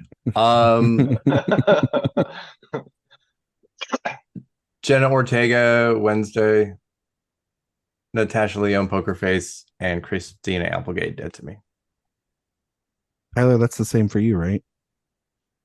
It is. I would like to say a couple things on this because that's my exact 5, and I kind of feel pretty locked in with those two. 2 things. I think that in 2 different ways, Bridget Everett and Helena York are doing some of the best work on television with ease and 2 totally different kinds of comedy. Mm-hmm. And I would love if either of them showed up on this list because they are both truly incredible. It feels like, I mean, Rachel, as Angela Bassett says, Brosnahan will be here for this final season. But I wouldn't even care if she wasn't. I'm so sorry to the people that apparently still watch that show down to the last episode, but I don't care anymore. Taking too many spots. It's taken too many spots from other shows, honestly. I feel like Bridget Everett is closer than maybe we think. I think there was some very good attention paid to season 2, and I think it's possible. I like seeing her, making sure that she's like, I've seen a lot of press with her, and I like seeing that. Yeah. It seems like they really know they have something very special with that show. And I like if people who are not watching it, it's like 7 episode seasons and it's amazing. So yeah. Five spots is tough. I have 4 of the 5. I don't have Applegate, Dead to Me. I don't have that in. It's probably not smart, but I don't care. I'm going no guts, no glory on this one. If you're gonna nominate Short and Martin, I think that Selena Gomez has to get in there at a certain point. It's not a Rhea Seehorn situation just yet, but for God's sakes, that is a trio, if there ever was one on a show, and the fact that she still didn't get in for the first season kind of blows my mind. And so I think it'll be course corrected. I think she'll get in. I think, that's along with Brunson and Brosnahan and Lyonne and Ortega. Those 4 feel pretty safe for me. And I think that 5th spot is a little open, but I personally think that Gomez should get in. she's really great on that show. I think people she suffers from playing the straight man against two wackadoos. Yeah. And that sucks because she's really, really great in it. Yeah. I thought season two for her was even better. Like she really stepped it up. And I think, I mean, not that she deserves a nomination for just this, but sitting in any scene against two legends like that and completely holding your own, I think speaks a lot. And I think that should garner her more attention. I know she gets a lot, but I think that should garner her more awards attention than she receives. That her co-stars are definitely getting. She missed SAG both times. She kind of keeps missing the things, but she definitely deserves. I will say this is that anytime Martin or Short go on a talk show, they talk about her so much and just how great she is. They love her and they love working with her. So I just feel like one of these years she'll break through. And I feel like predicting her it's not like a bad prediction. I think she can absolutely get in. The Applegate prediction is it's pretty clearly looking at a level of sympathy with her diagnosis. She did get in before, so it's not like completely that. But the Emmys are not really known for their sympathy. So if there's no way she would only get in because of that. Yeah. So it's still a risky pick. Yeah. It is. Had she not been a previous nominee, I wouldn't have even put her because they would not care. They would not care at all about that. Talk about a show that I was like, it's still eligible. When I was looking at it, I was like, the show's still eligible, dead to me. Oh my God. I thought that thing ended a long time ago. Like 2 or 3 years ago. With the marvelous Mrs. Maisel. Yeah. Not that I'm saying that that's a bad show. It's just like I can't believe it's still qualifying. That's crazy. I am. Fight me, Maisel fans. No, I'm just kidding. It's not that bad. It's just too long. No, there's just a lot of other stuff we'd like to see in there. You know what I mean? Oh my God. Yeah, there's just too much TV. Outstanding comedy series. I have my 8 here. I think they're the same as Tyler's. Abbott Elementary, Barry, The Bear, Marvelous Mrs. Maisel, Only Murders in the Building, Poker Face, Ted Lasso. I thought about something else, but ultimately I went with What We Do in the Shadows. I also feel really terrible for What We Do in the Shadows every single year because we never talk about how that cast should be nominated alongside everybody in these acting categories. They only get in like the writing categories and the behind the scenes stuff. That cast is incredible and they all deserve to get nominations. Matt Berry. Yeah. Matt Berry alone. Matt Berry deserves a Nobel Peace Prize for his line deliveries. You're the most devious bastard in New York City. You know what I mean? I mean, my God. I will not spoil it, but the review embargo is up, so I can at least say this. There is a line delivery in the first episode of this upcoming season that I truly cannot wait for everyone to hear, and the way he says it and the actual dialogue. Just get ready. But yes, Matt Berry is... No one is delivering lines on TV like he is. Nope. And that's why it's such a great show. And I'm also just very happy at the fact that a show like What We Do in the Shadows, which is still, it feels like it's still not getting enough of love, even from the Emmys, is still good enough to be grandfathered in with these other shows that are going to get like double-digit nominations, which makes me really great because I love that show, and I know that FX has like The Bear and all these other shows to worry about, and yet the real best comedy on television, What We Do in the Shadows, keeps getting into this category, and I hope so that it does. Yes, it is, Eric. Stop it. It's a fantastic show. Yeah.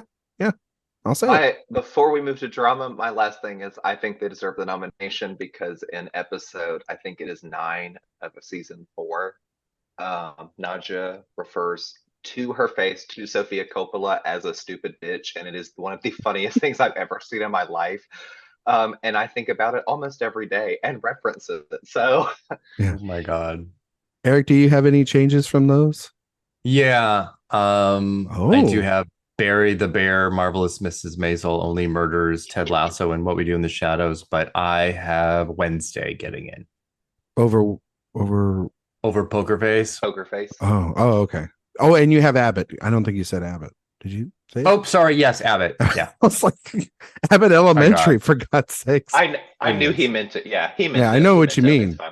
Yeah, it would feel weird though if Netflix didn't get into that category. Yeah, that's kind of what it's about, but I don't know, we'll definitely get into that in drama. Yeah. No, that's for sure. But yeah, I feel like I don't know. I'm up and down on Wednesday trying to figure out like how much, because it had so much momentum a couple months ago and everything, it was everywhere, and then it's like, okay, I know it's not getting a writing nomination. Well, yeah. No, I hope it does, and I hope it wins, and then I hope it doesn't thank her. That would be so funny. I hope she loses at that point. That'd be so shady. Anyway, all right, let's move over to the drama side, and then we can get out of here. So looking over here, Tyler, best writing in a drama series, outstanding writing in a drama series. What you got? So we're going to start with writing in a drama series. We're just going to immediately say Succession. There's no reason not to start with Succession. It's going to be the Connor's wedding episode. So that's, to be nice about it, Succession is being kind to all these other shows by only submitting one, because I truly feel like if they were to submit more than one, like they do in directing, it would be a little bit ridiculous. But there are 6 other places. In my mind, because of Game of Thrones' popularity, I am thinking that House of the Dragon will at least score one of these nominations. I think it's going to be the pilot, Heirs of the Dragon, because that seems to be, a big thing for most people, or most of these voters, is they love pilot episodes of things. I think that Yellow Jackets might end up getting, I'm just going to say, one nomination. I can't decide which episode I think it's going to be out of the 2 they have submitted. I think I'm going to go with Burial. But either or could get nominated, but I don't see both of them getting nominated, which, whatever. But I'm going to say, I think we all know how I feel about it, but I've kind of turned a new leaf a little bit because I watched the season. I'm going to say Stranger Things might get that nomination for the final episode of season 4. A lot of people watched it, even though it is 17 hours long. I think that obviously a lot of people really responded to it. I think that The Last of Us is definitely going to get nominated for the Long, Long Time episode 3 by Craig Mazin. The last couple of episodes, I don't really have like things sitting there. I mean, we obviously were looking at about 5 or 6 episodes of Better Call Saul having been nominated or being submitted. So if I had to assume, at least one will, and it will probably be their series finale. I think I might say that it actually will probably, if any show will, because of its history with the Emmys, always a bridesmaid, never the bride. I think Better Call Saul might actually round out and get the 2 nominations in this category. Okay. Erik. Tyler just spoke. Jeez. Erik, how do you see it playing out? I have the episode Rick's Road from Andor. I have Andor. Thank you. I have The Prick from Bad Sisters. I have Saul Gone, Better Call Saul. Gunpowder from The Crown. Long, Long Time from The Last of Us. Connor's Wedding from Succession. And Arrivederci from The White Lotus. Which is no Yellow Jackets after 2 nominations last year. But I think I would probably pick Edible Complex as the episode to get in if it does, and but I don't know where that might be. Maybe I'm a little too bullish on Andor here and other places, but we'll see. I have Andor in as well for Gilroy to get in there. Connor's Wedding, Long, Long Time, Last of Us, Arrivederci, The White Lotus, Saul's Gone, Better Call Saul, Gunpowder, Peter Morgan. It's like that. I mean, The Crown, they're staples at this point. And that last spot, I went with a little bit of a wild card. I went Lambs in the Dark. I went The Diplomat. It's such a very written show. And, I've seen that show up. Yeah, and I think that'd be a surprise, and I think it would be. And yeah, I mean, obviously, I think Yellow Jackets could take that spot, but I feel like there's. I mean, I agree with Tyler's sentiment. Like, if Succession was here, we'd probably have like 3 or 4 slots guaranteed for Succession, and it would deserve it. That's for sure. But I don't know. I feel like there's room for some surprises in here, and something's missing. Something big will miss in this category for sure. Absolutely. And so unfortunately that's Yellow Jackets for me at this point. But I'm not sold on that. I think that, I'm not confident on The Diplomat as nearly, and then that could be a Yellow Jackets replacement easily. But for now, I'll go with The Diplomat there. So okay. Well, we are going over to you, Erik, for directing in a drama series. Okie dokie. Let's see.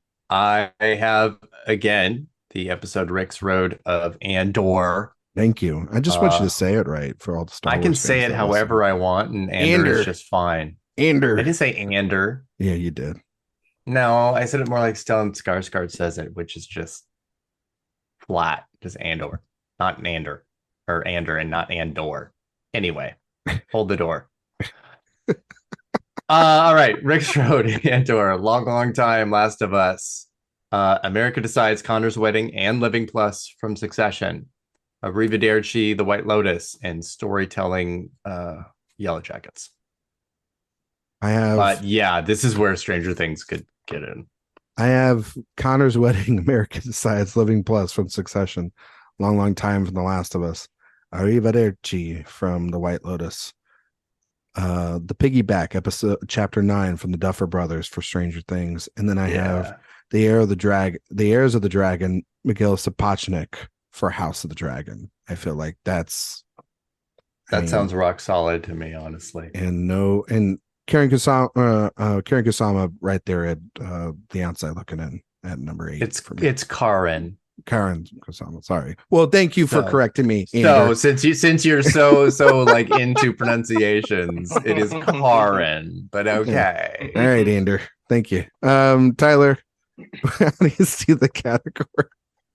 There you go. All 3 Succession episodes, definitely. I'm gonna do different. Instead of Kusama for Yellow Jackets, I'm doing Liz Garbus for episode 6. Okay.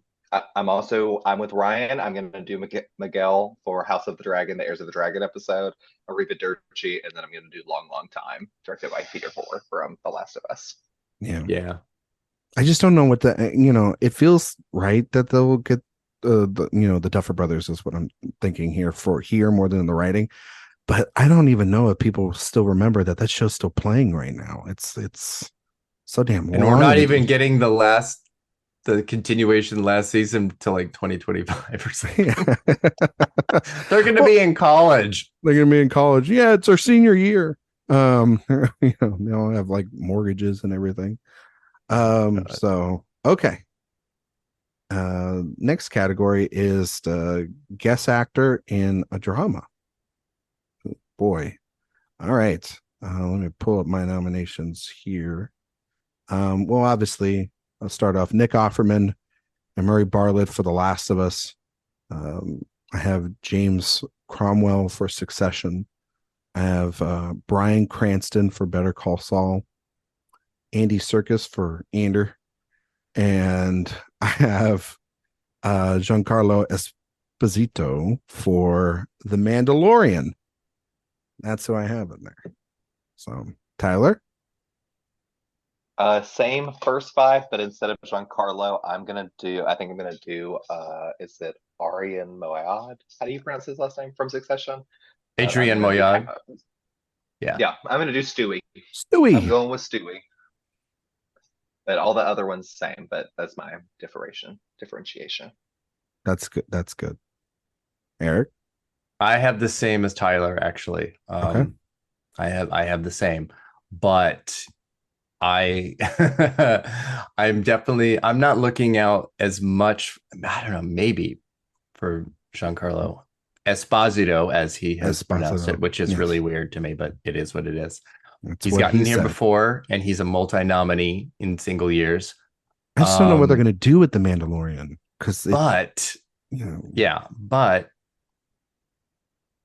I'm looking at two other people that factor into the two biggest shows here as major spoilers, and that's actually John Grease in The White Lotus and Justin Kirk in Succession. I was going to say Justin Kirk's like right on the outside for me.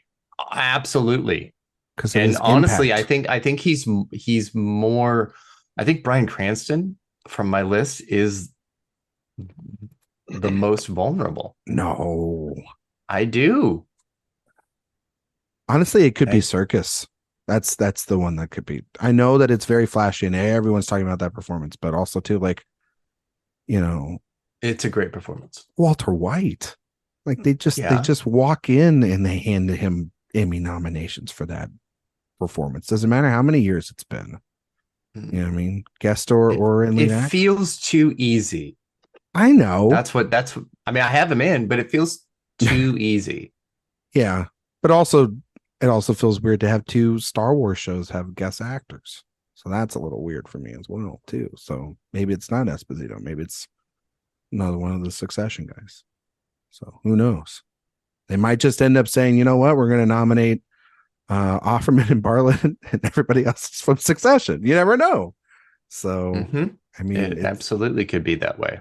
Yeah, it's just about how much they love that show for sure. So, Tyler, guest actress in a drama. I'm gonna do Harriet Walter, Cherry Jones, and Hi, I'm a Boss, all from Succession. I think they're gonna take up half the category. Then to take up two more, I'm gonna do Melanie Lynskey and Anna Torv from The Last of Us. And because I have absolutely no self-control, Claire Foy for The Crown. Yes. If she shows up for 5 seconds in that show, she's in my predictions. They have proven that if she shows up, they'll give her an award, and I'm just going to say, let's go. Mm-hmm. Erik? I have the same, except instead of Cherry Jones, I have Fiona Shaw for Andor. Interesting. Okay. I have Lynskey, Walter, Foy, Jones, and Torv. I have Betsy Brandt for Torv. Sorry, looking it up the wrong way. I have Betsy Brandt for Better Call Saul in here. Yeah, interesting. Another legacy, callback, character, and then she's also all over the finale too as well. So I can see that happening there for sure. So the others feel about right. And I agree with Tyler. Claire Foy's getting in there. That's not even a question. Like, I remember texting y'all the minute that happened.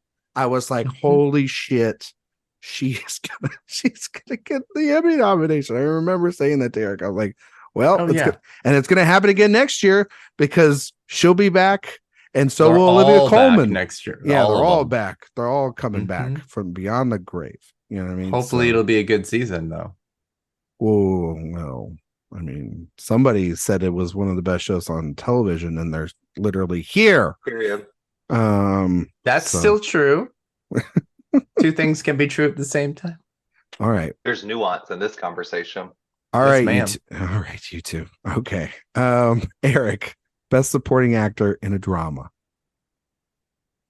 A drama.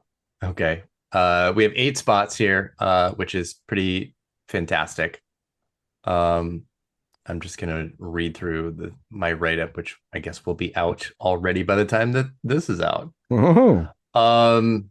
And it is that the only competition the Succession boys have in supporting actor are themselves. Kieran Culkin has moved up to lead, and Skarsgård has been upgraded from guest last year, and this could/should be Alan Ruck's Connor nomination, finally. Or, just like Connor, he only has 1% of the vote and he ain't getting in. Honestly, I kind of want it not to happen just so that it's like, I'm telling you, it'd be so funny, but it'd also be so sad for Alan Ruck because he's amazing on that season. He is great, and I think he certainly had more, and there is certainly, I feel like, a propulsion for it to happen. Yeah. Mm-hmm. But at the end of the day, I'm going with F. Murray Abraham for The White Lotus, Nicholas Braun, Succession, Giancarlo Esposito, Better Call Saul, Michael Imperioli, The White Lotus, John Lithgow, The Old Man, Matthew McFadden, Succession, Alan Ruck, Succession, Alexander Skarsgård, Succession. I have Matthew McFadden for Succession, F. Murray Abraham, The White Lotus, Giancarlo Esposito for Better Call Saul, Alexander Skarsgård for Succession, Matt Smith for House of the Dragon, Jonathan Banks for Better Call Saul, John Lithgow for The Old Man, and Alan Ruck for Succession. I don't have Nicholas Braun. One, because I just don't think he did anything this year. And two, I think that, there are other, like you mentioned, Imperioli, who could get in here, and then Smith, previous nominee, Banks, who's like just literally lives in this category every year and has for like the last decade. And I just think that of the other Succession guys, they're stronger and will most likely get in more, and they have scenes and everything. So, Tyler, how do you see it? Mine are identical to Erik's, except instead of Lithgow, I'm doing Matt Smith for House of the Dragon. Yeah, with the wig and everything. I mean, the most important part of that show is his wig. Yes, the wigs are wigging. Yeah, ask Emma Darcy. Mm-hmm. All right, supporting actress in a drama, Jennifer Coolidge for The White Lotus, obviously, and then everybody else, just fill out the category however else you want. I have Ann Dowd for The Handmaid's Tale on Hulu,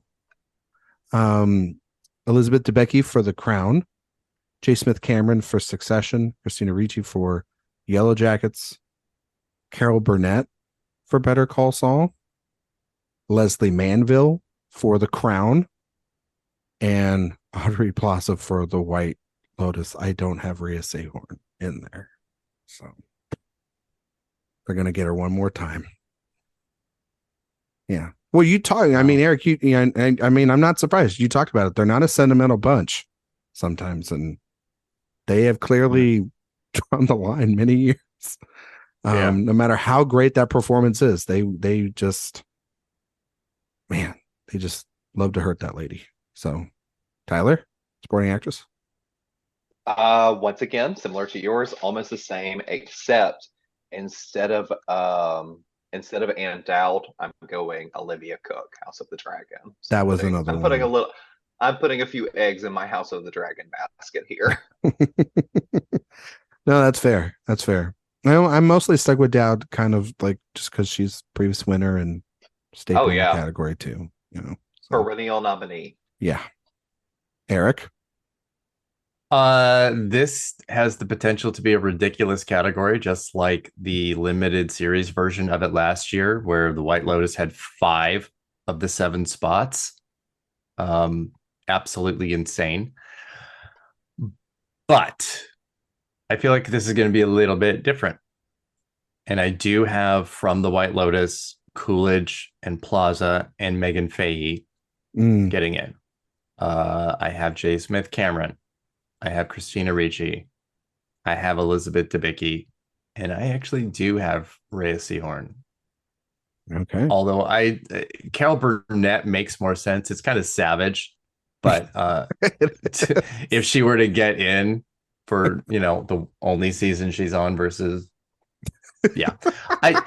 I know what you're saying. It's ridiculous. But again, the Emmys are kind of unsympathetic bitches, and they're like, "Yeah, sorry about it. Mm-hmm. She's a legend." The television Academy is not the Motion Picture Academy. They don't give a damn.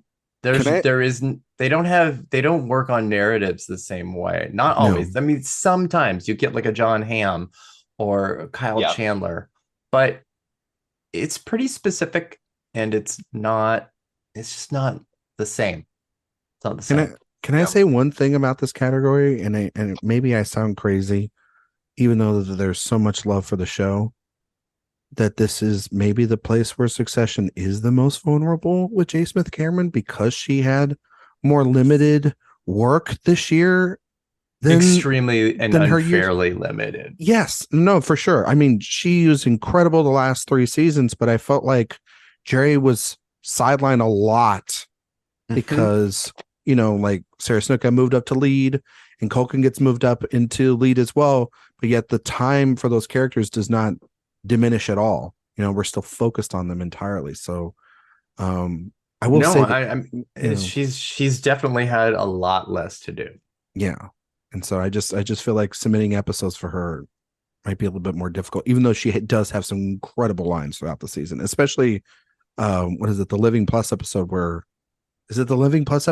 Roman and her get into the big fight there, if I'm not mistaken? When he fires her? Yeah, when he fires her and stuff like that. Yeah, there's that, but I think the Connor's wedding is a good episode for her. She's got 3, but they're only like one scene. Yeah. But that's all you really need.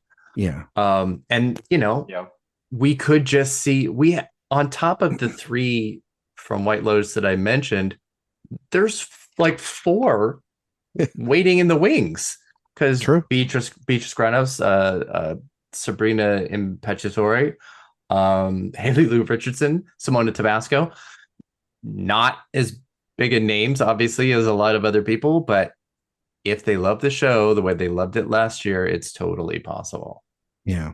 The one though, I know that I've saw some people that aren't like 100% on, but we kind of are, like Manville feels like it's gonna happen. Like she's got a whole episode that, like, they always have an episode dedicated. Previous entities of the character have gotten in there. She's incredible on the show. If there's, you know, she is. Debicki also too. Like it just feels like it because of the transformation and everything.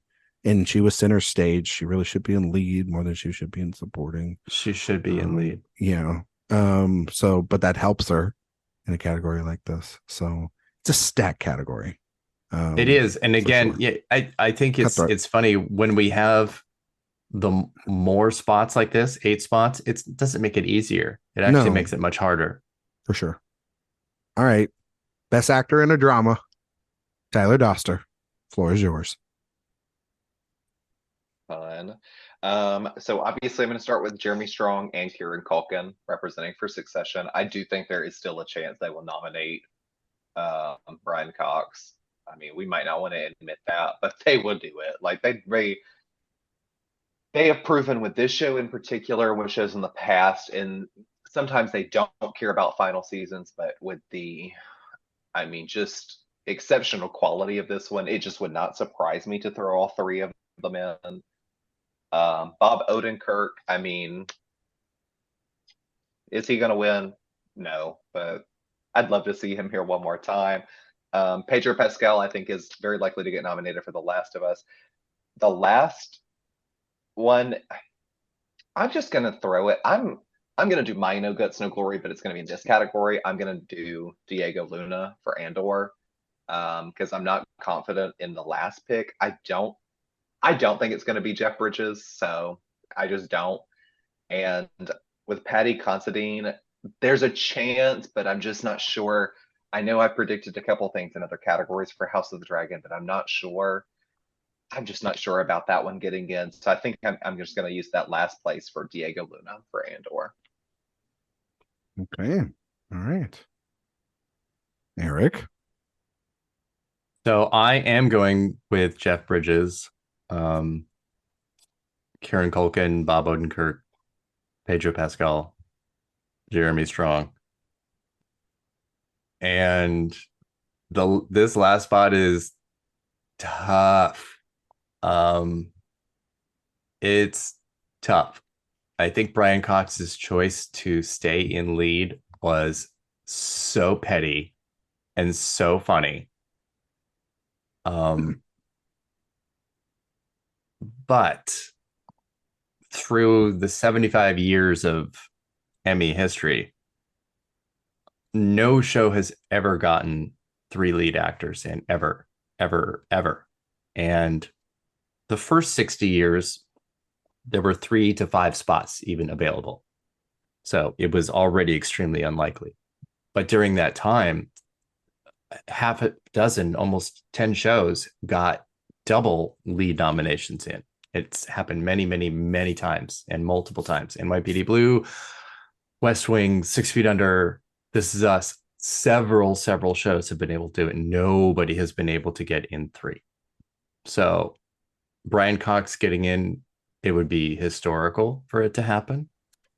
And it would be kind of savage if he did. It would be a pretty terrible nomination and a really undeserved nomination if he were to get in based on his screen time. Yet, I think it's going to happen. And it sucks because Diego Luna absolutely deserves, and I think he's right there. And, I know there's a lot of internet push for Anthony Starr in The Boys, but I think if he was going to get in, it might have been last year. Yeah. And I will say, if anyone's not going to get nominated from Succession, it's certainly not Jeremy Strong. Yeah, whoever's not predicting Jeremy Strong to get in, come on now. Yeah, no, him and Culkin should still be number 1 and 2. Yeah, with ease. It's between the two of them for the win, let alone just to get nominated. I think so. So. Maybe Pascal. Maybe, I don't know. It'll be Odenkirk, even though he's going to get in. I have Odenkirk's snub here on the final season of that show would be so savage, so mean to this show and to him especially. My God, it would be brutal. Yeah, talk about not giving a shit. But I do think he's going to get in along with Pascal, Culkin, Bridges, and Strong. Yes, Jeremy Strong, that guy. And you're right, Eric. It does come down to Brian Cox and Diego Luna, really. I've seen some people say Harrison Ford, and I don't buy that because if Yellow Jackets didn't get in last year with all that stuff, and then the spinoff show didn't get in either in limited series, there's no way that another spinoff show is going to get into this category and all that stuff. So all that stuff's nonsense. Like I think it's just a great for Paramount Plus and all the 6 people that watch those shows. But I'm gonna go with Diego Luna for Andor. But I agree with you, Eric, because the thing about Brian Cox, and I get that it would be silly. The episodes that he is on there, the first 3, or I guess the first 2, to be fair, in full. He is great. He is great in that. He is fantastic as usual. And it goes back to that lingering presence. He is throughout the entire rest of the series. If you want to make that argument, because that's what people make the argument for. But I just think that, I don't know, people have been campaigning and pushing Luna so much, and if that show doesn't get in, at least it feels like one of those where like the show doesn't get in, but the performance gets in, right? Kind of like with Bridges and Lithgow, like the performances get in, but the show doesn't, and they do that throughout their history. So, the way I have Andor set up for a total disaster for Diego Luna, but like great for everybody else, feels really just disgusting. Yeah. And I don't know what's wrong with me. Yeah. I'm going to tell him you said that. Anyway. Yeah. Best actress. Time for my favorite category at the entire Emmys. Drama Best Actress. Erik Anderson. What do you got? Okay, my Lord and baby Jesus. This category is tough. I actually have gone back and forth all day with some of the placements. But let's just talk about who's definitely in. And that is Sarah Snook, There's no way she's not winning this. She is going to eat this alive. Mm-hmm. Speaking of eating things, Melanie Lynskey in Yellow Jackets is my number 2. And then it gets real tricky because I think all the rest of the spots are absolutely open and up in the air, and weirdness can happen. So here's what I have. I have Emma Darcy, House of the Dragon. I have Helen Mirren, 1923, Elizabeth Moss, The Handmaid's Tale, and Imelda Staunton, The Crown. Yeah. I literally just went on a diatribe about 1923, and I was not going to get anything in there. Then you're like, I'll put her in. But I get it because Mirren's a former winner, and not just a former winner. Helen Mirren is an absolute Emmy queen. Yeah. To a point that's almost ridiculous. And if anybody is going to be able to break through with one of these Paramount Plus Ty Sheridan shows, it's her. Taylor Sheridan. Whatever. Taylor Dane. I don't know who he is. I have Snook and Lynskey as well. I have Emma Darcy as well. I have Elizabeth Moss for The Handmaid's Tale. I have Imelda Staunton. And I have Bella Ramsey for The Last of Us. Like, my God, if they don't get in, that would just, it's a two-handed show. Like, how do you not nominate them? You know what I mean? So, and I get the Helen Mirren of it all. She's riding on that horse to steal an Emmy nomination, but I don't know. I think the Last of Us is going to do really well. And it's right up there with Succession as the leader in White Lotus, the leader in the morning for drama series. And I don't see a world where they're not nominated. In Imelda Staunton, I don't see a world where she's not, because that character has been nominated in every other iteration 4 times. It makes sense that she would as well, you know? Well, and obviously it would be a lot of conversation if both Emma Darcy and Bella Ramsey get in as non-binary performers, but choosing to submit in this category and what that means. That's a lot of conversation to be had. And it will be this opposite, but a lot of conversation if both of them miss. Which is a possibility. Absolutely. For previous winners in Emmy juggernauts. And also, too, age is certainly a factor here, which works against Bella Ramsey. For sure. And also, which I'm sure Tyler might talk about in a minute, and that is Sophie Nélisse in Yellow Jackets. Yeah. Tyler, how do you see the category playing out? I'm with Snook, Lynskey, Ramsey, Staunton, Darcy, and I am going with Helen Mirren as my last because, like Erik said, I mean, if that woman even walks onto a television set, they're already nominating her for an Emmy. The moment they're already engraving it. So you kicked out Elizabeth Moss? I did, because Scientology can't always save you. That's and fair.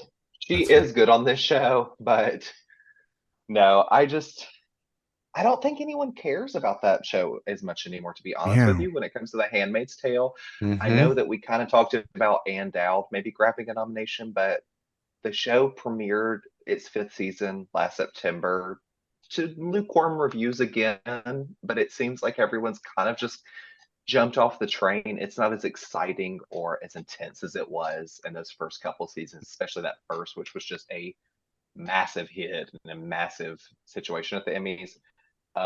Erik is right. It is Sophie Nélisse Emmy season all year, but because of her age, being submitted into this category, especially against her own peer being Melanie Lynskey, that did not help her. I know what they were trying to do because of what the role she took on.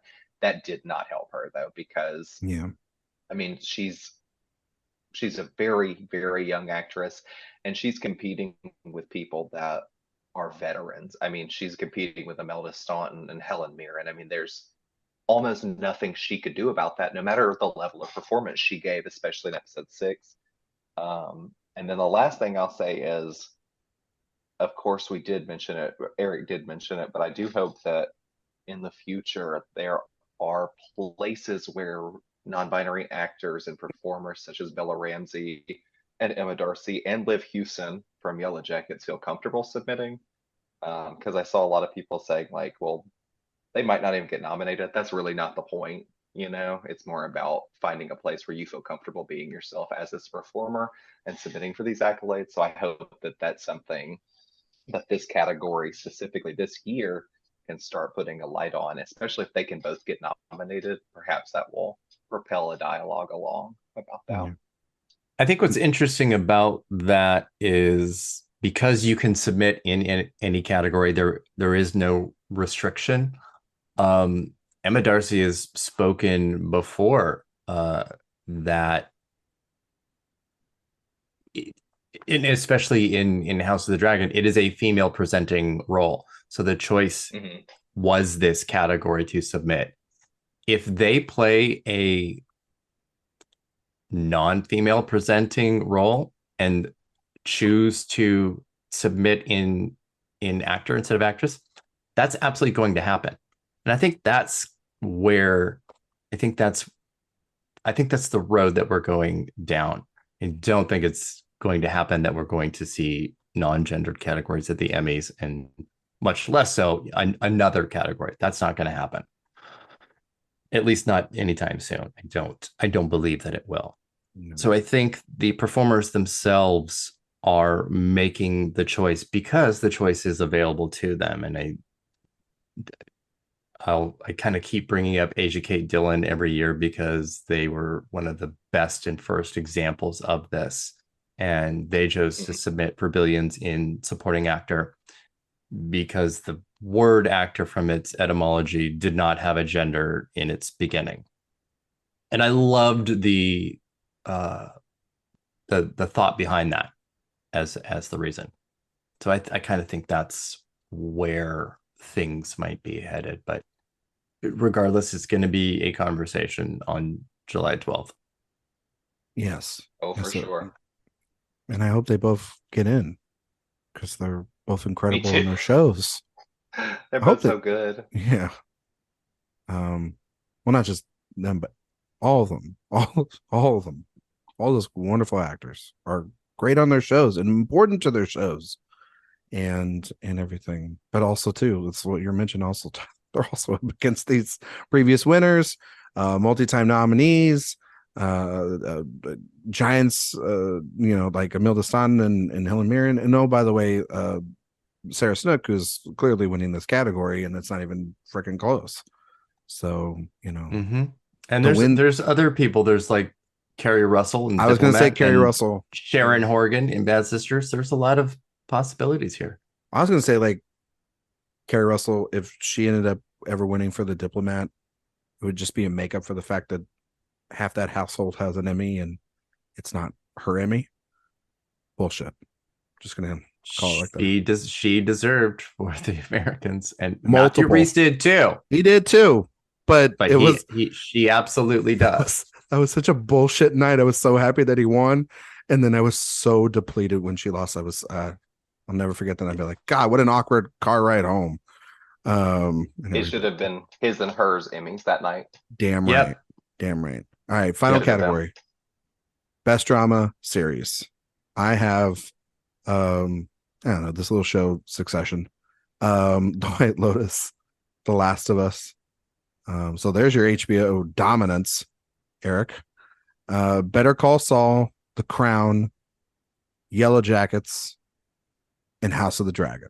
So it's HBO making up more than half of. Is that 7 or 8? Oh, is it 8? I'm sorry. There's 8. Oh, and The Handmaid's Tale. The Handmaid's Tale. Okay. Yeah, that's what I have. I just couldn't think of them nominating Andor, even though they've nominated The Mandalorian in the past and The Old Man. I feel like that's a show only Erik's watched, and it's a really good show, so shut the fuck up. It's really good. Tyler, your picks? Succession, The White Lotus, The Last of Us, Better Call Saul, The Crown, Yellow Jackets, House of the Dragon, and I am going with Andor. Andor. All right. But I do expect for HBO to take up 50% of these nominations this year with ease. Like, they had an incredible year. Ease, like. Yeah, Erik. I have the exact same as Tyler. This actually feels really easy to me. Yeah, really easy.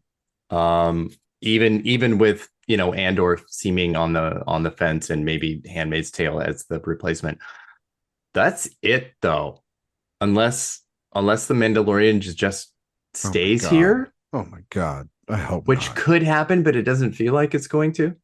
But like that third season just got barbecued when it came out. Like every week, it was just bad after bad after bad. And so did The Crown though. The Crown's the response to this season was not good. Well, it wasn't also good timing on the release of that as well, of that show and everything. And it was, I mean, The Crown just had really terrible timing, I felt. And also I do agree that it wasn't as good as season 4, which is a phenomenal season of television.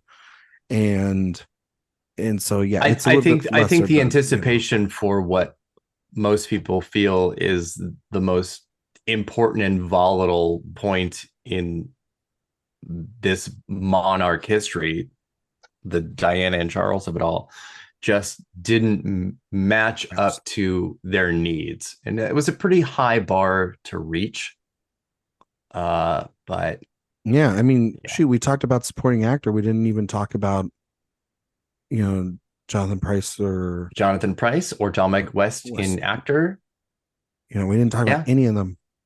Nope. Just, and I think that's the other thing too, is it's like you're talking about a show that won all 4 of the acting categories and writing and series, and did basically the full on sweep a couple of years ago, and it comes back with massive expectations, like you're saying, that the series had never faced, the entire new cast, and in a very scrutinized and important moment, like you said, Erik.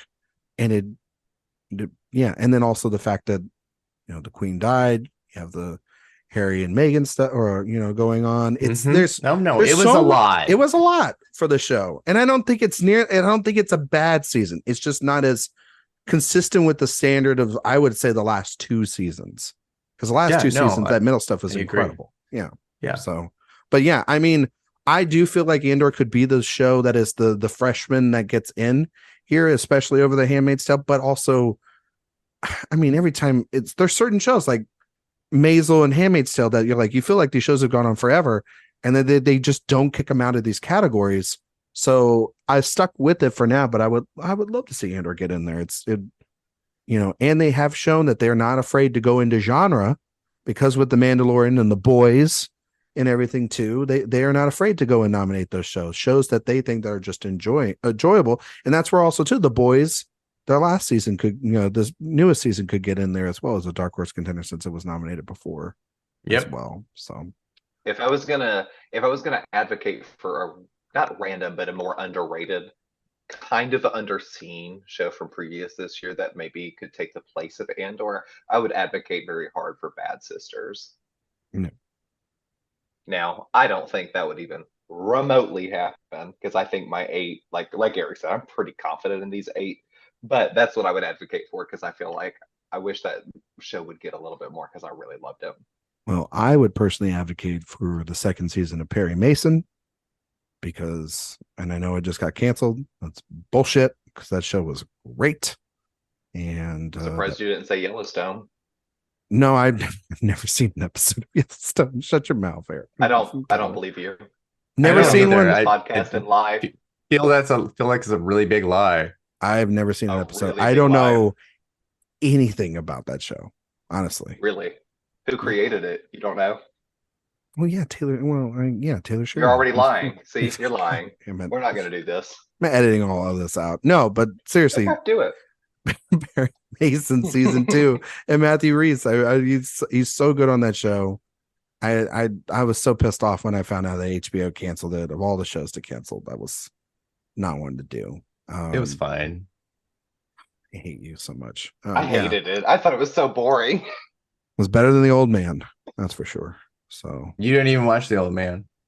I watched. You didn't. You I've been watching you for the last 3 hours. It's fine. You haven't. You have not watched that amazing. I'm just going to pretend that did not happen. You did not watch that amazing single take, no cut fight scene with Jeff Bridges. That is so incredible. Was it really him? I did see that episode of The Bear. That was a good episode. Fuck all y'all.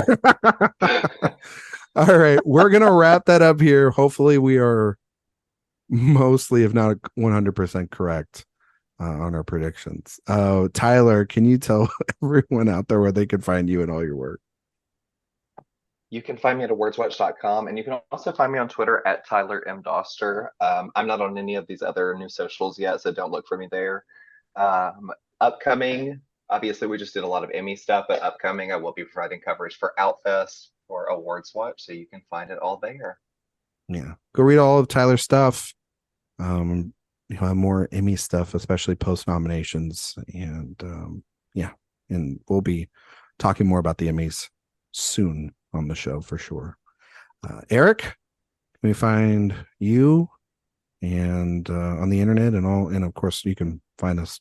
You here, but where can they find you on the internet?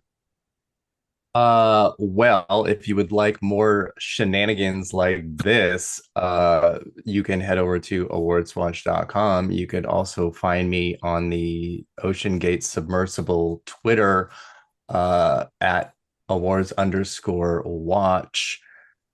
You can also find me down to the bottom of the ocean, girl. Letterboxd and Blue Sky and Threads and Zellweger and Dippity Doo and all of the other apps at just Awards Watch. God, what's wrong with you? Also, and maybe we have some really fun Heartstopper content coming. Maybe we do. Maybe we have some good stuff with Heartstopper coming up, as well as if you want to get all of our great stuff all in one place, Erik, what should everybody subscribe to? Therapy first. That's fair. And then the Awards Watch newsletter. That is fair. Where you can get all of our episodes every week sent to you, as well as all of our reviews, interviews, trailers, updates on film festivals, because that'll be happening soon.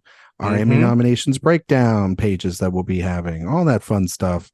There will be breakdowns. I can guarantee you that. Yeah. Emotional, mental, physical. Have one every day.